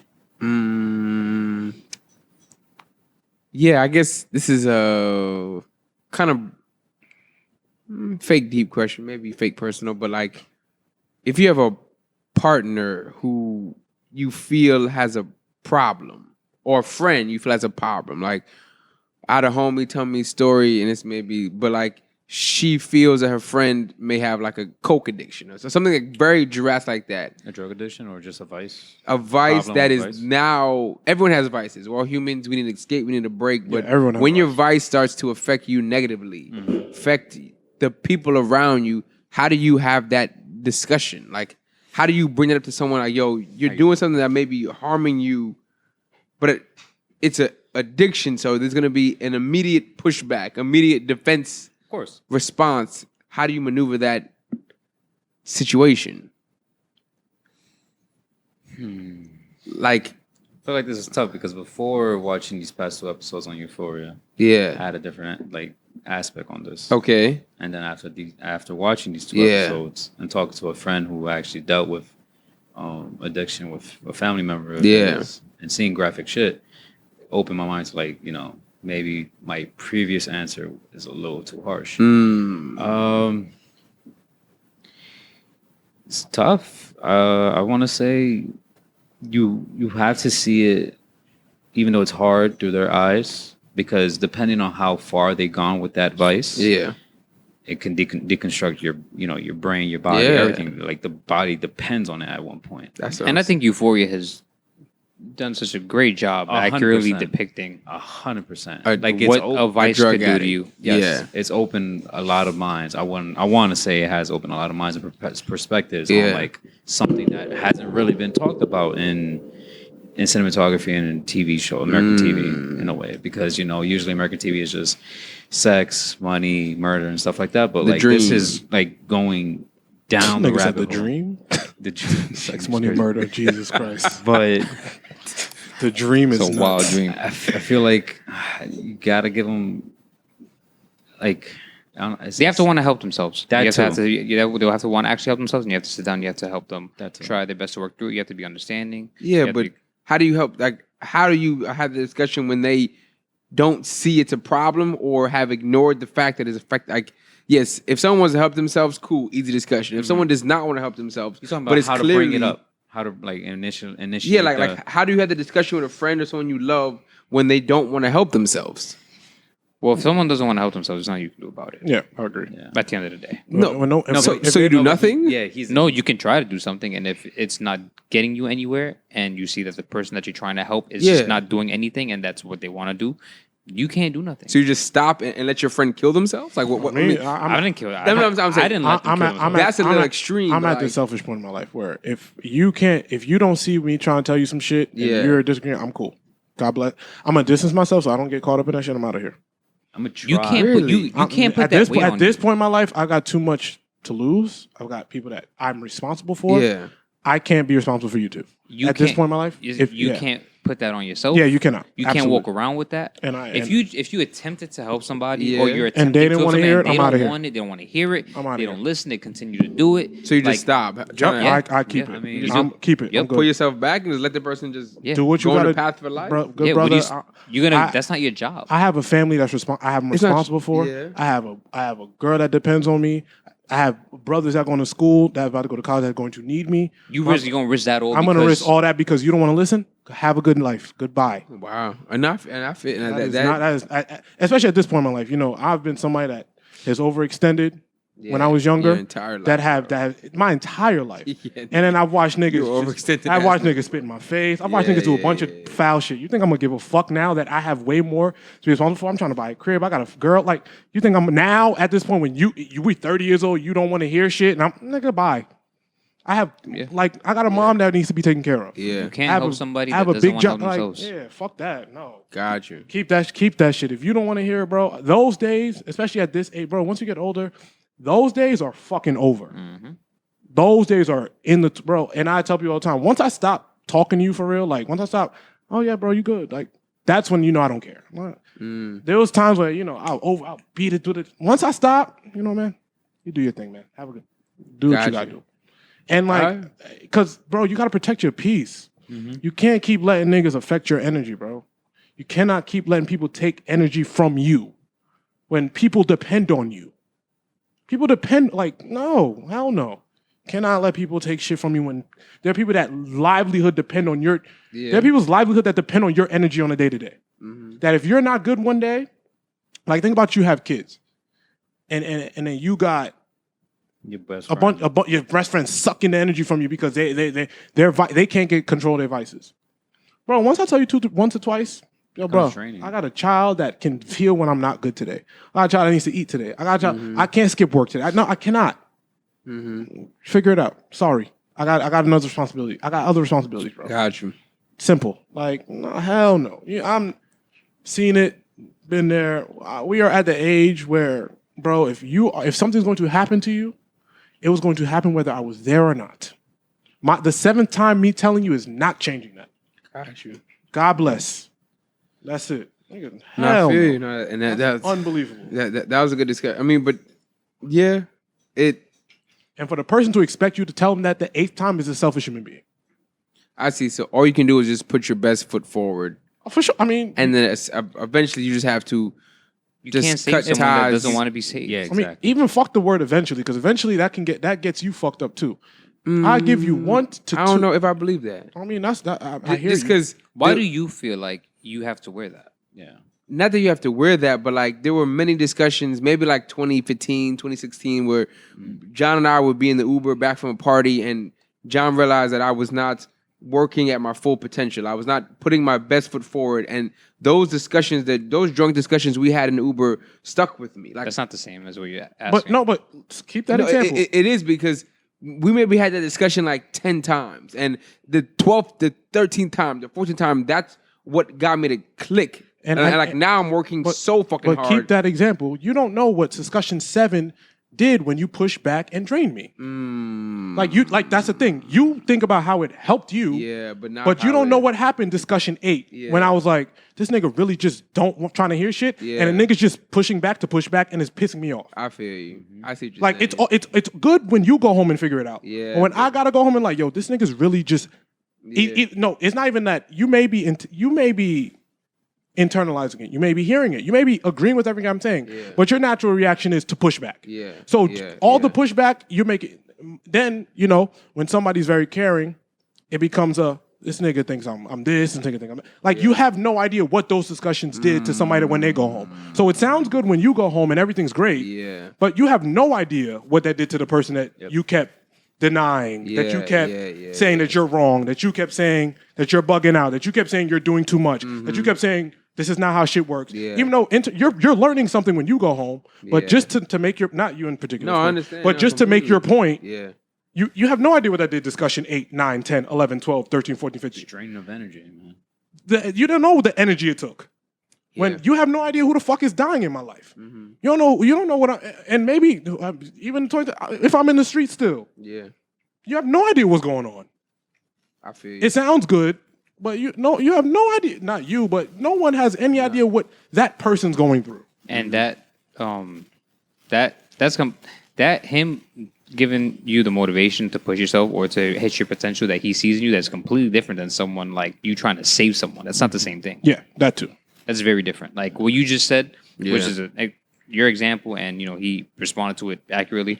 Like that's completely different than someone who has their own vice and they have an addiction or a habit that they can't break, and you try and help them, and they constantly turn you down. Like Yes. that's Because the vice is- what you explained as someone close in your life, trying to get you to see your potential because they believe in you more than you believe in yourself. Yeah. Facts. That is separate than someone who may have a drug addiction, a gambling addiction, some type of addiction, and you want them to stop because you see how it's affecting their day-to-day life and what they're losing, and because you care about them, but like you see they don't care and they consistently do it. That's not the same thing. Even that makes me kind of retract a little bit. In terms of addiction, it's a little different. For me, it's like, if you have an addiction, I see that, I'm gonna be a lot more patient. Okay. What Walter's example is like, bro, the patience for that in 2022, that's done. That's gone. Yeah. That you have 15 seconds of my time, because in reality, my nigga, I'm straight. And I tell niggas that all the time. My nigga, I can give you the advice that you see where I've put myself in a position to be in. I don't need a soul for shit. You've been watching Euphoria? I have. Which is why I said, I'm sorry because you're No, go ahead. Which I say Euphoria has been such an accurate depiction of like what drugs can do to you and to the people around you. Well, hold up. 2 adults, though, because them kids, them, that's the sickest high school I've ever seen. Yeah, no, for sure. But you see, even in I didn't see a backpack yet, but even whatever. if you've All right, seen cool. the recent episode, Yeah, but then listen, what? you see the recent episode, do you Yeah. see what it's doing to There's no Zendaya's system. character's mother? Yeah. That last scene was tough. Bro. Do you see that? Insane. But But then she don't have a choice because that's her daughter. But then what do you like?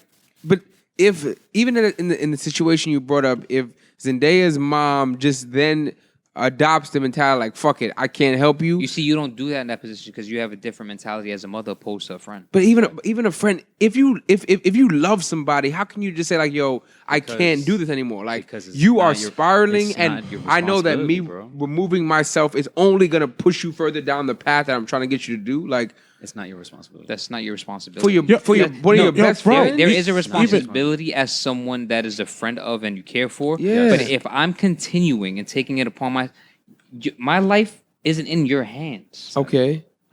If I'm doing drugs, if I'm doing crack, whatever the case Yeah. may be, if I do crack every day Yeah. for a month straight, and you try and tell me to stop, Okay. and I tell you, nah, I'm cool, I like it, this, and that, for another 2 months, you keep on telling me, you gonna tell me every day, and so you gonna keep hearing the same answer because you're gonna see this is what I want But okay, because this is all the choice. if you use the last Euphoria example, right? The sponsor asked the sister, "Hey, no," she told the sister, "Hey, it's okay to be angry with her. You don't have to pretend you're not upset." And that's where the difference is. He said, "Hey, you acting like you're not upset is unhealthy." Of course. Because you're holding that in. He said, Which "Yo, you keep it destroys at you like." more. And then when the sister said, "You're just gonna come back and you're gonna do drugs again," he said, that's what's supposed to be said." Because in these situations when people are going through their vices and they're having any type of addiction, or because there's several addiction. There can be addiction to not being alone. There can be addiction to women. There can be addiction any addiction that you're trying to address. it's okay for the person that's speaking to you about it and you not listening for to be like, yo, bro, this is pissing me off because you're literally just ignoring what I'm trying to tell you. And Yeah, I know I'm trying to help you. I'm confused as to why you think it's your job. And like why, or why you think it's wrong for you to stop at some point. Because at some point, the stopping can be the point where the person's like, oh, if this person gave up on me, I'm fucking bugging. I mean, that's a possibility, but I think what is the majority is that if I'm one of the people in your life that care about you, right? And it's no one's responsibility, but when this scenario was presented to me by my friend, if I just stopped trying to get you to do the right thing, I would feel a little guilt. Like, if I really loved you and I just cut off communication, you feel me? Like, I would feel a little bit guilty. Like, yo, I'm not trying to help the person I really care about, knowing that the path that you're on is probably going to lead to death or in jail. But you did try. You did try. Yeah, but... You did try. The thing is, you tried. If you didn't, then that destroys you even more as a human. That's and as different a if you didn't try. But I gave up on you. If your parent eat bad every day and you tell them for 15... You didn't give up on them. They gave up on themselves. Bro, like, I told you stop eating bad. I told you stop eating bad. I told you stop eating. And one day something happened. It's like, bro, I kept telling you. I'm not. Yeah, but I mean... But listen. Because you're trying to carry the weight of that. I'm not going to be... That thing that's trying to kill them. Especially... That's the thing. Especially a friend. I'm not about to be a slave to your vice. Absolutely not. I have people that depend on me. Okay. I'm not going to be a slave to your vice. I'm not. You're already one to it. Not going to be a slave to your advice. How much are you willing to lose for that person? Yeah. What are you willing to lose to get that person right? Because it's time and effort, everything, energy, bro. But I mean, you're right. That's a great point. But in my head, losing that person is worse than anything that I could lose and be alive. 100%. But then that's called, oh, yo, bro. They gave up on you. They gave up on you. Yeah. And you're losing time, energy. For other things. And they gave up on themselves. And they gave up at that point. They didn't. So you lost twice as much as what you would have just went with just leaving it alone. Which is why I ask, why do you wear that? Because, and this is maybe a little deep, but like, if you had a friend who was struggling with addiction and you tried time after time for 4 or 5 months and you said, fuck it, I have to protect my peace. Yeah. And then 3 months later, you get a call saying the person is gone from an OD, that wouldn't weigh on you a little bit? I mean, you would be sad because you lost this person in your life, but I'll be sad that I gave up on a person who then gave up on themselves. I would be sad if I worked. I would be twice as sad too if I was with them too and it still happened. But I feel like I didn't do enough. Exactly. Yeah. I mean, I'll go deep. I'll go deep. I have a father who's alcoholic. Runs in the family. Yeah. Everyone on the father's side runs in the family. Really? Alcoholic. Wow. 6 months, I seen it for myself, bro. Yeah. Finally, full-fledged adult. I haven't seen my pops since like 14. Wow. To deal with it day in and day out, it was draining. Yeah. And I had a straight conversation with him. I was like, you need to stop because legit it's killing you. But he just doesn't want to stop. And it's draining. It's legit draining. Now, a year later, he's seeing those repercussions because his body legit is just giving out. Little by little. I mean, he's still, effortlessly doing shit. But it's just draining. And now it's hitting him because he remembers being drunk, calling me. I remember the conversations we had. And I'm like, listen, man, not only me, sisters, family, everyone telling him, stop drinking. Yeah. But it's his advice. Damn. And, I mean, obviously, I don't feel that bad because I tried my best. Yeah. But it got tiring to have to tell your own father who was like 30 years older than you, stop drinking. Yeah. So, like, I understand you want to give it your best effort to try to save them because obviously it's a loved one, it's a best friend, family member, whatever it is. But it gets to the point where it's killing you too. At what point do you put the responsibility on the individual? Exactly, bro. That's the thing. Yeah, you can't save everybody, man. Yeah, it's kind of how that's literally the ending quote. Like, yo, you just can't save everybody. Exactly. And if somebody loses themselves to any vice they have, in reality they're probably gonna lose themselves regardless. There's not much you could have did. Honestly, and then when you go through, I know people that are in addiction treatment. The best thing you can do is lose everyone, because then now you're forced to just look at yourself in the mirror. Lose everybody and be like, wow, I really pushed everybody I love away. That's usually how it goes. But yeah, No, I feel you. That's a great take. It's a great take. That was a great segment. it was. Going Yeah. to the music briefly. It's Yeah. not much. I guess to start with music, right? I wanted to say something because I don't want to stay on this too long because it's not something that we should. It's not a joke. Isaiah Rashad. Obviously, everybody saw what happened on the internet. What happened on the internet? There's no need for a backstory. If you don't, you can Google it. I just want to say we're in support of Isaiah Rashad. We don't care his sexual preference. So okay, I guess you don't know, but backstory. Isaiah But even Rashad. so, we still what John said. Right. But yes. There was obviously a tape leaked of Isaiah Rashad with a man. What? Walter. Walter. Yes. Come on. No, I'm not judging it. Just what? Yes. So there was a tape leaked of Isaiah Rashad with a man. What? Stop saying what? Yeah. I gotta cut the camera. But yes. We are in 100% complete support of Isaiah Rashad. No, hell I yeah. don't. I still bangs with his music. And and I'm so happy the hip hop community rallied behind him. Mm-hmm. You know, Which shows growth. What Duke Deuce, Zoe Dollar said, "Yo, bro, I don't care what he likes. He makes amazing music. We don't give a fuck about this shit. Whoever leaked that shit is corny, and that's a fact. Whoever leaked that shit is weird, corny. We rock with Isaiah Rashad. His music's still amazing. None of that shit changes. And I'm so proud of like hip hop rocking with him too. Yeah, that's fire. That's that's the progress so, of society. like, Yeah. The fact that Society. I didn't see not one negative comment from anybody prevalent in hip hop. Everybody was like, "Yo, bro, fuck that. Please don't disappear. Please don't feel ashamed. We here. You make some of the most amazing music we've ever heard. Don't let whoever leaked this shit, take away from you." So, shout out to Isaiah Rashad, man. And I want to say, yo, bro, like, please don't go away. Don't cheat us with music, especially he spoke last year about his depression and things he's going through. Mm-hmm. So, full support of Isaiah Rashad. I'm so proud of hip hop being there for Isaiah Rashad in a time where if you weren't ready to come out, and this is the reason, like I said, we don't know. I don't know what happened, but if you weren't ready to express that version of yourself and it was forced for you to come out, that hip hop was there to comfort you. That's kind of where I'm at with that. And that it's just I'm just getting hip to the story in real time, but looking at the tweets of support for Isaiah it Rashad, was a beautiful. like that's really phenomenal. Like Yeah. in the time, because 5-10 years ago, this wouldn't have happened. Nope.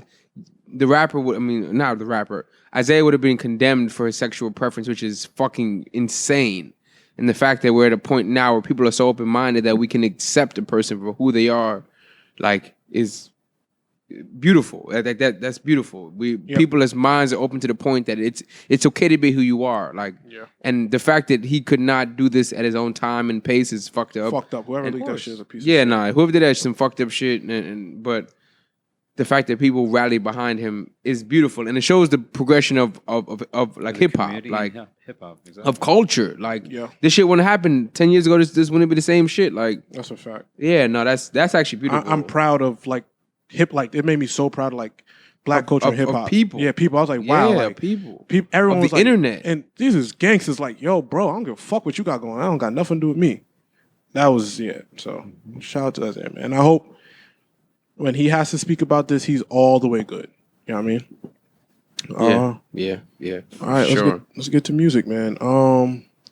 Not much. Pink Fabio. Swiss, people, I want to say Pink Swiss came out. Like, I thought I mentioned it. It came out like 2 or 3 weeks ago. It did come out, yeah. It was like 2 or 3 weeks ago. It was solid though. I thought I mentioned it. It was a really good project. I love Pink Swiss. Yeah, album. I fuck with Pink Swiss. I have not heard a project I don't like. The song with him and Blast is phenomenal. Mhm. But what would you expect from a Pink And the Swiss one and with Blast Black. song? That too. Fabio City of God's Fabio City of God song. Fabio has not had a bad verse in a very long time. Son. This City of God song It's should not sound as good as it It's does. unbelievable.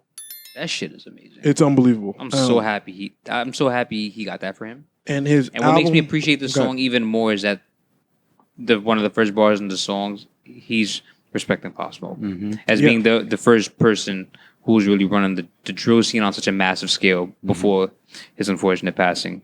And he said, "Pop was the king of New York. Now I'm just nigga in charge." Like, Fabio, he's been on a tear.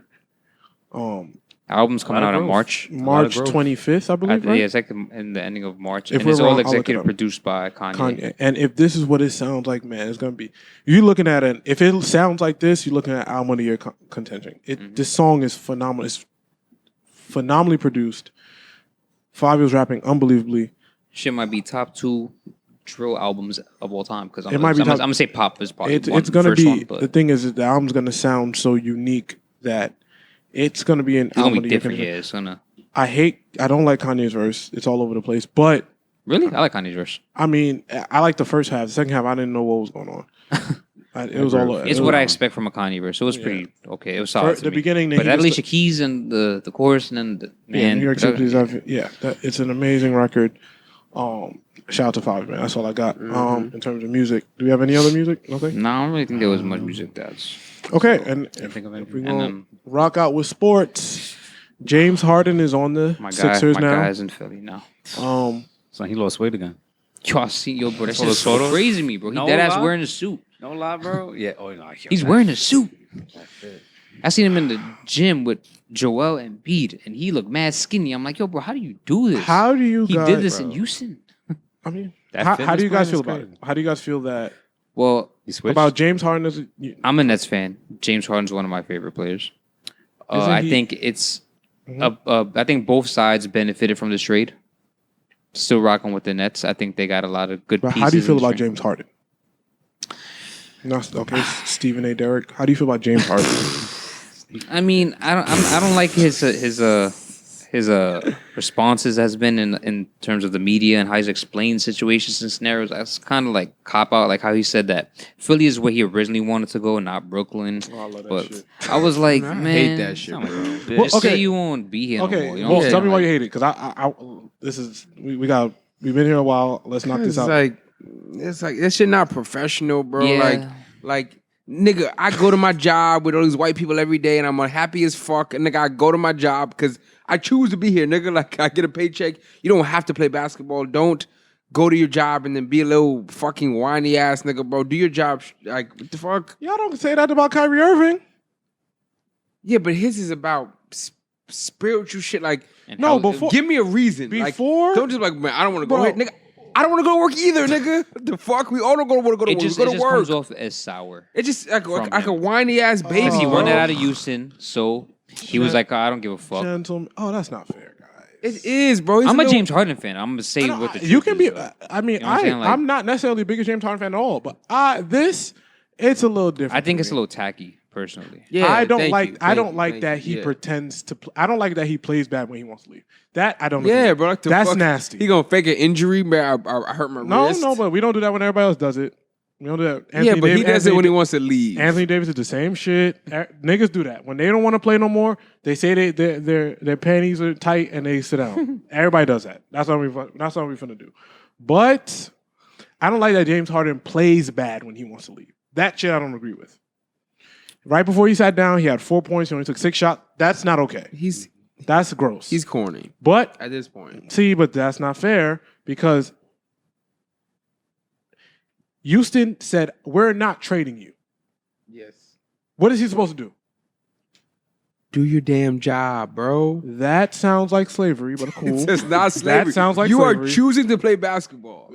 Like I said, Like, that's a Kyrie Irving effect. You cannot if you have a stance on Kyrie Irving, you cannot say certain shit about Kyrie Irving. Kyrie Irving chose to play basketball. Yeah, but So because that was basketball about has vaccine rules. mandate. No, I think Kyrie it's was health. missing games before the vaccine mandate existed. Okay. He was talking about there was a Capitol riot. I'm not playing next week. What the fuck does that? Yeah, but cause what that got to do with you? Then take time off, take the fine like Kyrie did, and that's okay. Don't come to your job, do 50% and then complain. Like stand for like if you don't, if you feel that the Kyrie plantation deciding- owners are I owning think you it and was shit. just a poorly handled situation Okay. on his behalf. Okay, That's all. Okay, so I say, hey, I want to leave. No. Okay, cool. I'm gonna just keep. Okay, Massa, I'm gonna just keep giving you 40 Nigga, points you a game. signed the contract, bro. So did Kyrie Irving, yo, fam. Yeah, We but cannot Kyrie do I'm not that. excusing Kyrie of anything. Yeah, like I'm saying, yo, bro, don't do that. It can't be, yo, Kyrie can do whatever the fuck he wants, but James Harden has to adapt to Massa either, bro. Come on. Don't do that. Yeah, nah. Don't do that. I'm not Pick doing one, my nigga. It can't be, yo, my Kyrie God. can, the capital rights made him sad, so he stays at the crib and don't got to play. But James Harden has to come and give you 40 points a game, bro. nah. Come on, don't do that. I don't agree with that. Pick one, brother. And then also, Kyrie's part of the reason all this happened too. Kyrie's the reason this happened because Yeah. Kyrie don't want to get vaccinated. And Yeah. listen, your vaccine, that's cool. your vaccine that affects mandate. your health, nigga, and your family, all that shit, bro. Listen, this nigga just didn't want to play with the team. Like, No, nigga, because play the season out. Everybody else does. No, bro, But that's James not, Harden bro. would- but Don't the- do that. That's but nasty. James, How's Har- that James nasty? Harden That's wouldn't just- have wanted to have been traded had Kyrie Yeah, been playing like- all the games. Correct. The fact Bro, they the- only played 16 games together is crazy. Yo, bro, the fact crazy. that, bro, you have to understand. Okay, if James Harden said, yo, you know what? I don't want to get vaccinated, but I'm going to do it to win. And then Kyrie goes, yo, fuck that shit, my nigga. I'm going to do whatever the fuck I want. Mm-hmm. And then now you're telling him, yo, well, Kyrie can do it because he had this. Bro, I had the same feelings. I made a decision because this is you just told James Harden, yo, this is your job, nigga. Get here and start scoring. Nice. Go ahead, nigga. Get here and put buckets up. What? Then you should be telling Kyrie Irving the same fucking thing. No, but Kyrie said, regardless, it's two separate So, situations. no, it's not because if James, It is. if James Harden decided, yo, bro, you know what? I don't want to play. I'm gonna sit out. I'm gonna take my fine, and I'm gonna wait to get traded. That's cool, but like, don't do a half-ass job. Make it seem like you don't Yo, care. niggas act like he did that shit all season. James Harden played good He did. for the majority. And then, said, And you then know stopped what? caring. No, he said, yo, bro, I'm sick of this shit. I'm tired of this nonsense. Yes. And you know what? I'm going to play like shit this game, and I'm going to, you know what? My hammy hurts. I'm not fucking with y'all because Kyrie don't want to play for real. I feel you. This does fall on Kyrie, so. And he I don't even want to does say that, go but we're down. not going to act like, bro, it's not the same shit.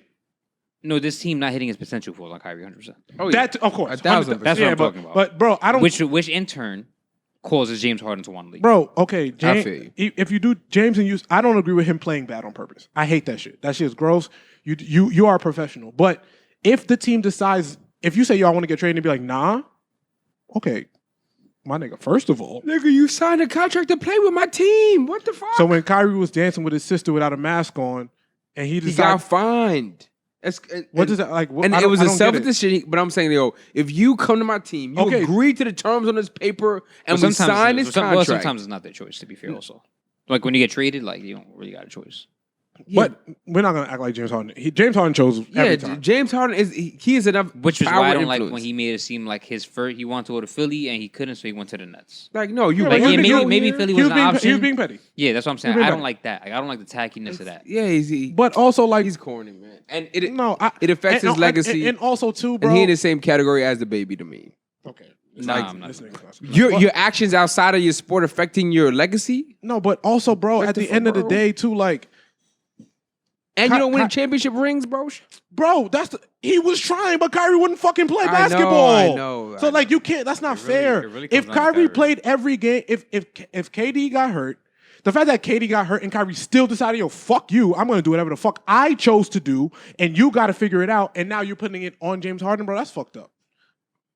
All fucked James up. had to wait is 2 more weeks because the mask mandate is gone. Bro, no one knows Kyrie that. would have been good. Bro, no one knows that. Come on, no I'm one, just no one, no saying, one bro, knows that. Like, that no, nigga leave New York, and he'll probably. for 2 weeks out. And- Niggas don't check my vaccine card in the club now, so like, he be good, nigga. You sound. Anyway, At the end of the day, both sides definitely benefited. I'm glad the Nets got some good pieces. You know what I'm saying? They did. Oh, listen, James getting out of Houston made sense because Houston wasn't doing something to help him win. Facts. So he had to get out. Like how he did it, yes, I don't like it, but he had to leave. Like regardless, he had to get out. He had to get out of Houston. They wouldn't trade him. Cool, I do what I had to do. How he got out of Brooklyn, don't like it either. But in reality, he had to leave Brooklyn. Okay. Like, sorry, like I don't care what nobody. He had to leave Brooklyn. Kyrie's playing half the games. KD's hurt for the next. KD's probably not playing to the playoffs. Damn Yeah. near. So, bro, I don't want to be here. Like, fuck that. And in reality, bro, like, if Kyrie refused to get vaccinated, that's nobody's business. Like I said, cool, but bro, you leave me out here on a fucking island. Mm-hmm. And you're not, and respectfully, you're not doing, this is your job. The job requires something. You don't want to do it. Hey, guess what? I'm out of here, bro. You're not committed to winning. You're not committed to winning. And that's not fair because KD and Kyrie already have rings. I don't have one. I don't have time to play with Kyrie's spiritual lighting incense, and I don't care. I feel you. I don't have time. I don't have time for the haka haka dance. Get the fuck out of my face. That's Like, that's not fair to him. Feel you. Yes, how he handled it, no, but I'm all for James Harden getting the fuck out of these big corporations that are forcing you. No, nigga, fuck that. Get out. The white man not about to tell you what to do when these niggas ain't. Nah, fuck that. No, get out. I feel you. I will put money that Philly wins this year. No, I got the not big money on not that happening. That's not happening. Okay. Not happening. Okay. Because James is already affecting Joel doing a dumbass step back, getting to travel. Like, the fuck you doing? I would like for James Harden to get a ring, but I don't think it's happening. Yeah, I don't want. Who just Call him Charles. Before we who's beating them? Who's beating them? Mm-hmm. Who do you think is beating them? Golden State's a good contender to beat them. The Bucks, pretty The damn Bucks good. are also a good The Bucks contender. been playing like shit, but I hear you. The Bulls Phoenix been Suns? hooping. The Suns. Bulls for sure. If it's- Bulls if or it- Suns? Every team we just named is a solid contender. If it is Suns, Philly in the finals, I'm taking Joel Embiid. Fuck James Harden. I'm taking Joel Embiid over everyone, I'm taking Chris Paul. He be hooping. and he be losing. Not the Suns have a great record right now. They were the number one in the West last year. See how that worked out They got to the finals. and lost. Okay, because it's all good. to Giannis and Chris Middleton. Good luck. And what about the Warriors? Yep. I mean, the Warriors are a great contender to Clay's win. playing ass though. The Warriors are the Warriors. You know what I'm saying? Bro, Like, that all depends on Draymond. If you think Jordan Poole, Steph Curry, and Klay Thompson enough to beat Joel Embiid and James Harden and the rest of and the Maxey nigga who the rest of who? There's like 5 of them on that team. yo bro They got rid of 6 people. Tyrese Maxey look like Tasmanian devil. The nigga don't ever stop. The nigga don't ever stop running around. Nigga Bro. said, Yeah. this nigga's the X Factor. The Sixers not winning it, bro. I'm sorry. They're not. Fuck I would like for James Harden to win. Well, let's make a live bet. We can. I bet $100. That the Sixers will win. Yeah, let's match it. Everybody match it. I'll take that. Okay, cool. $100. Let's go $100. We will be here. I got that right now. Say less. I I mean, I want finals to. are in June, but I don't give a fuck. I'm gonna put it right on the podcast. So wait, yeah. So we want to put 100 on each as a separate team each. yeah, that's fine. I got the Sixers. $100 To make it to the finals? Or No, to win. to win. the To win. chip. Fuck to make it. To win. Yeah, nah. Yeah, I'm good. I'll make the bet. We can do this Yeah. next week. We can all pick a team during this week. All right, I'll Next pick my week, team. You niggas, Yeah. now you niggas need time. because they're a mad good contender team. man. And I'm not gonna just throw a team Oh my out. god. Well, I think the Sixers. Bucks is I got contender. $150 on the Bucks are 76ers. the Bucks are a contender. I don't. Warriors care, are contender. I don't care who are contenders. Suns are a contender. I don't care about Phoenix. To Philadelphia, You got a lot of faith. and I'm gonna go get a nice expensive hotel and Listen, go to you the got- you parade. got a lot And you of niggas faith. can't come. Listen, you got a lot of faith in niggas who just got blown out by like 50. 50. Without James Harden. It's all good. Stop it, bro. All right. And I'm a James Harden fan, but stop it, bro. That was making a difference in that 50 points? Yes. All right, by like 20. Like to lose by 20. Because he would have dropped a 30 bomb, niggas. Come on, bro. What?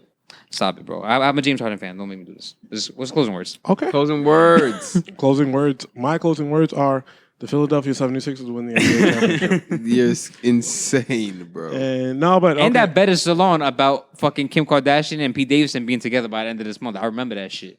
We said it on air. I mean- That said by the end of this month, they're not going to be together. We got 2 weeks left. The end of the month yeah. is next I like week. my odds in Yep. that shit. Bro, it's No, y'all said they're not going to be together. That's what I'm saying. I like my odds. They were just together this past Sunday. Okay, nigga, we have 2 weeks left, bro. Okay. I done left. Okay. Many women in 2 weeks. Nigga. Okay. That's a long. Okay. That's 14 days to break Okay. up with somebody, bro. We bet 50 cash on air. Bro, I'll bring all singles. All right. I don't know That's why. I would rather. yeah, that's I would rather just 150 inconvenient, bill. but okay. I would That's rather the point. 150 bill. But No, okay. no. Hold on, mad convenient. She gonna be all in your pocket. Pause. When I see, You're the one with loose ones. Anyway. yeah, I was gonna say loose ass pockets. No, my closing words are listen, the Sixers are winning the championship. And listen, like I always say, and I try to tell people, I saw this tweet again, keep going. sort of sweet again. That was your tweet. Yes.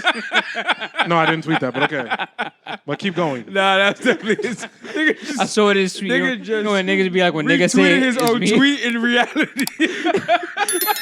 I did a virtual reality of my tweet. Damn. Nigga just retweeted himself. Nah, I Oh, love nah, it. man. I Keep love it. keep going. I saw it in his tweet. Bro, that was your tweet. Possibly. Nah, keep going. Life ain't easy. Shit ain't easy. And if you think it is, you're in the wrong. You're in the wrong game. But keep going. That's all I got, man. No, I feel you. My closing remarks. Go Sixers. That's sick. It's based off FanDuel discussion we were having previously off air. Sometimes you may parlay 5 of the shits and the 6th one don't work. Nothing in life goes as planned. You feel me? So prepare for it. Be open to the fact that the version of the future you have in your head may not be what happens, and that's okay. You feel me? Take it in stride. It's gonna work out, but don't be attached to an outcome because then you start working backwards. Work hard, bust your ass, and the outcome that happens will be what's supposed to happen.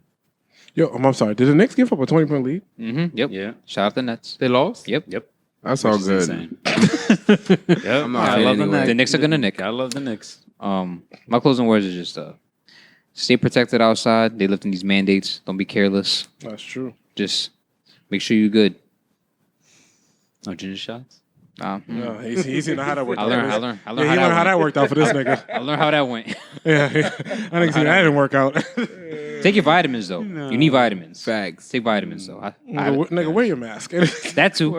Even though they say masks don't do nothing, they proved it. But, I mean, Whatever. listen, stay protected because they're That's lifting sick these. to prove that the math That is. don't work. That ass is, I've bro. been wasting have our no fucking hope. time. Yo, and money on these masks. That ass, bro. Okay, Joe. Okay, birthday boy. Do you think? Man, End us on a good note for your birthday party.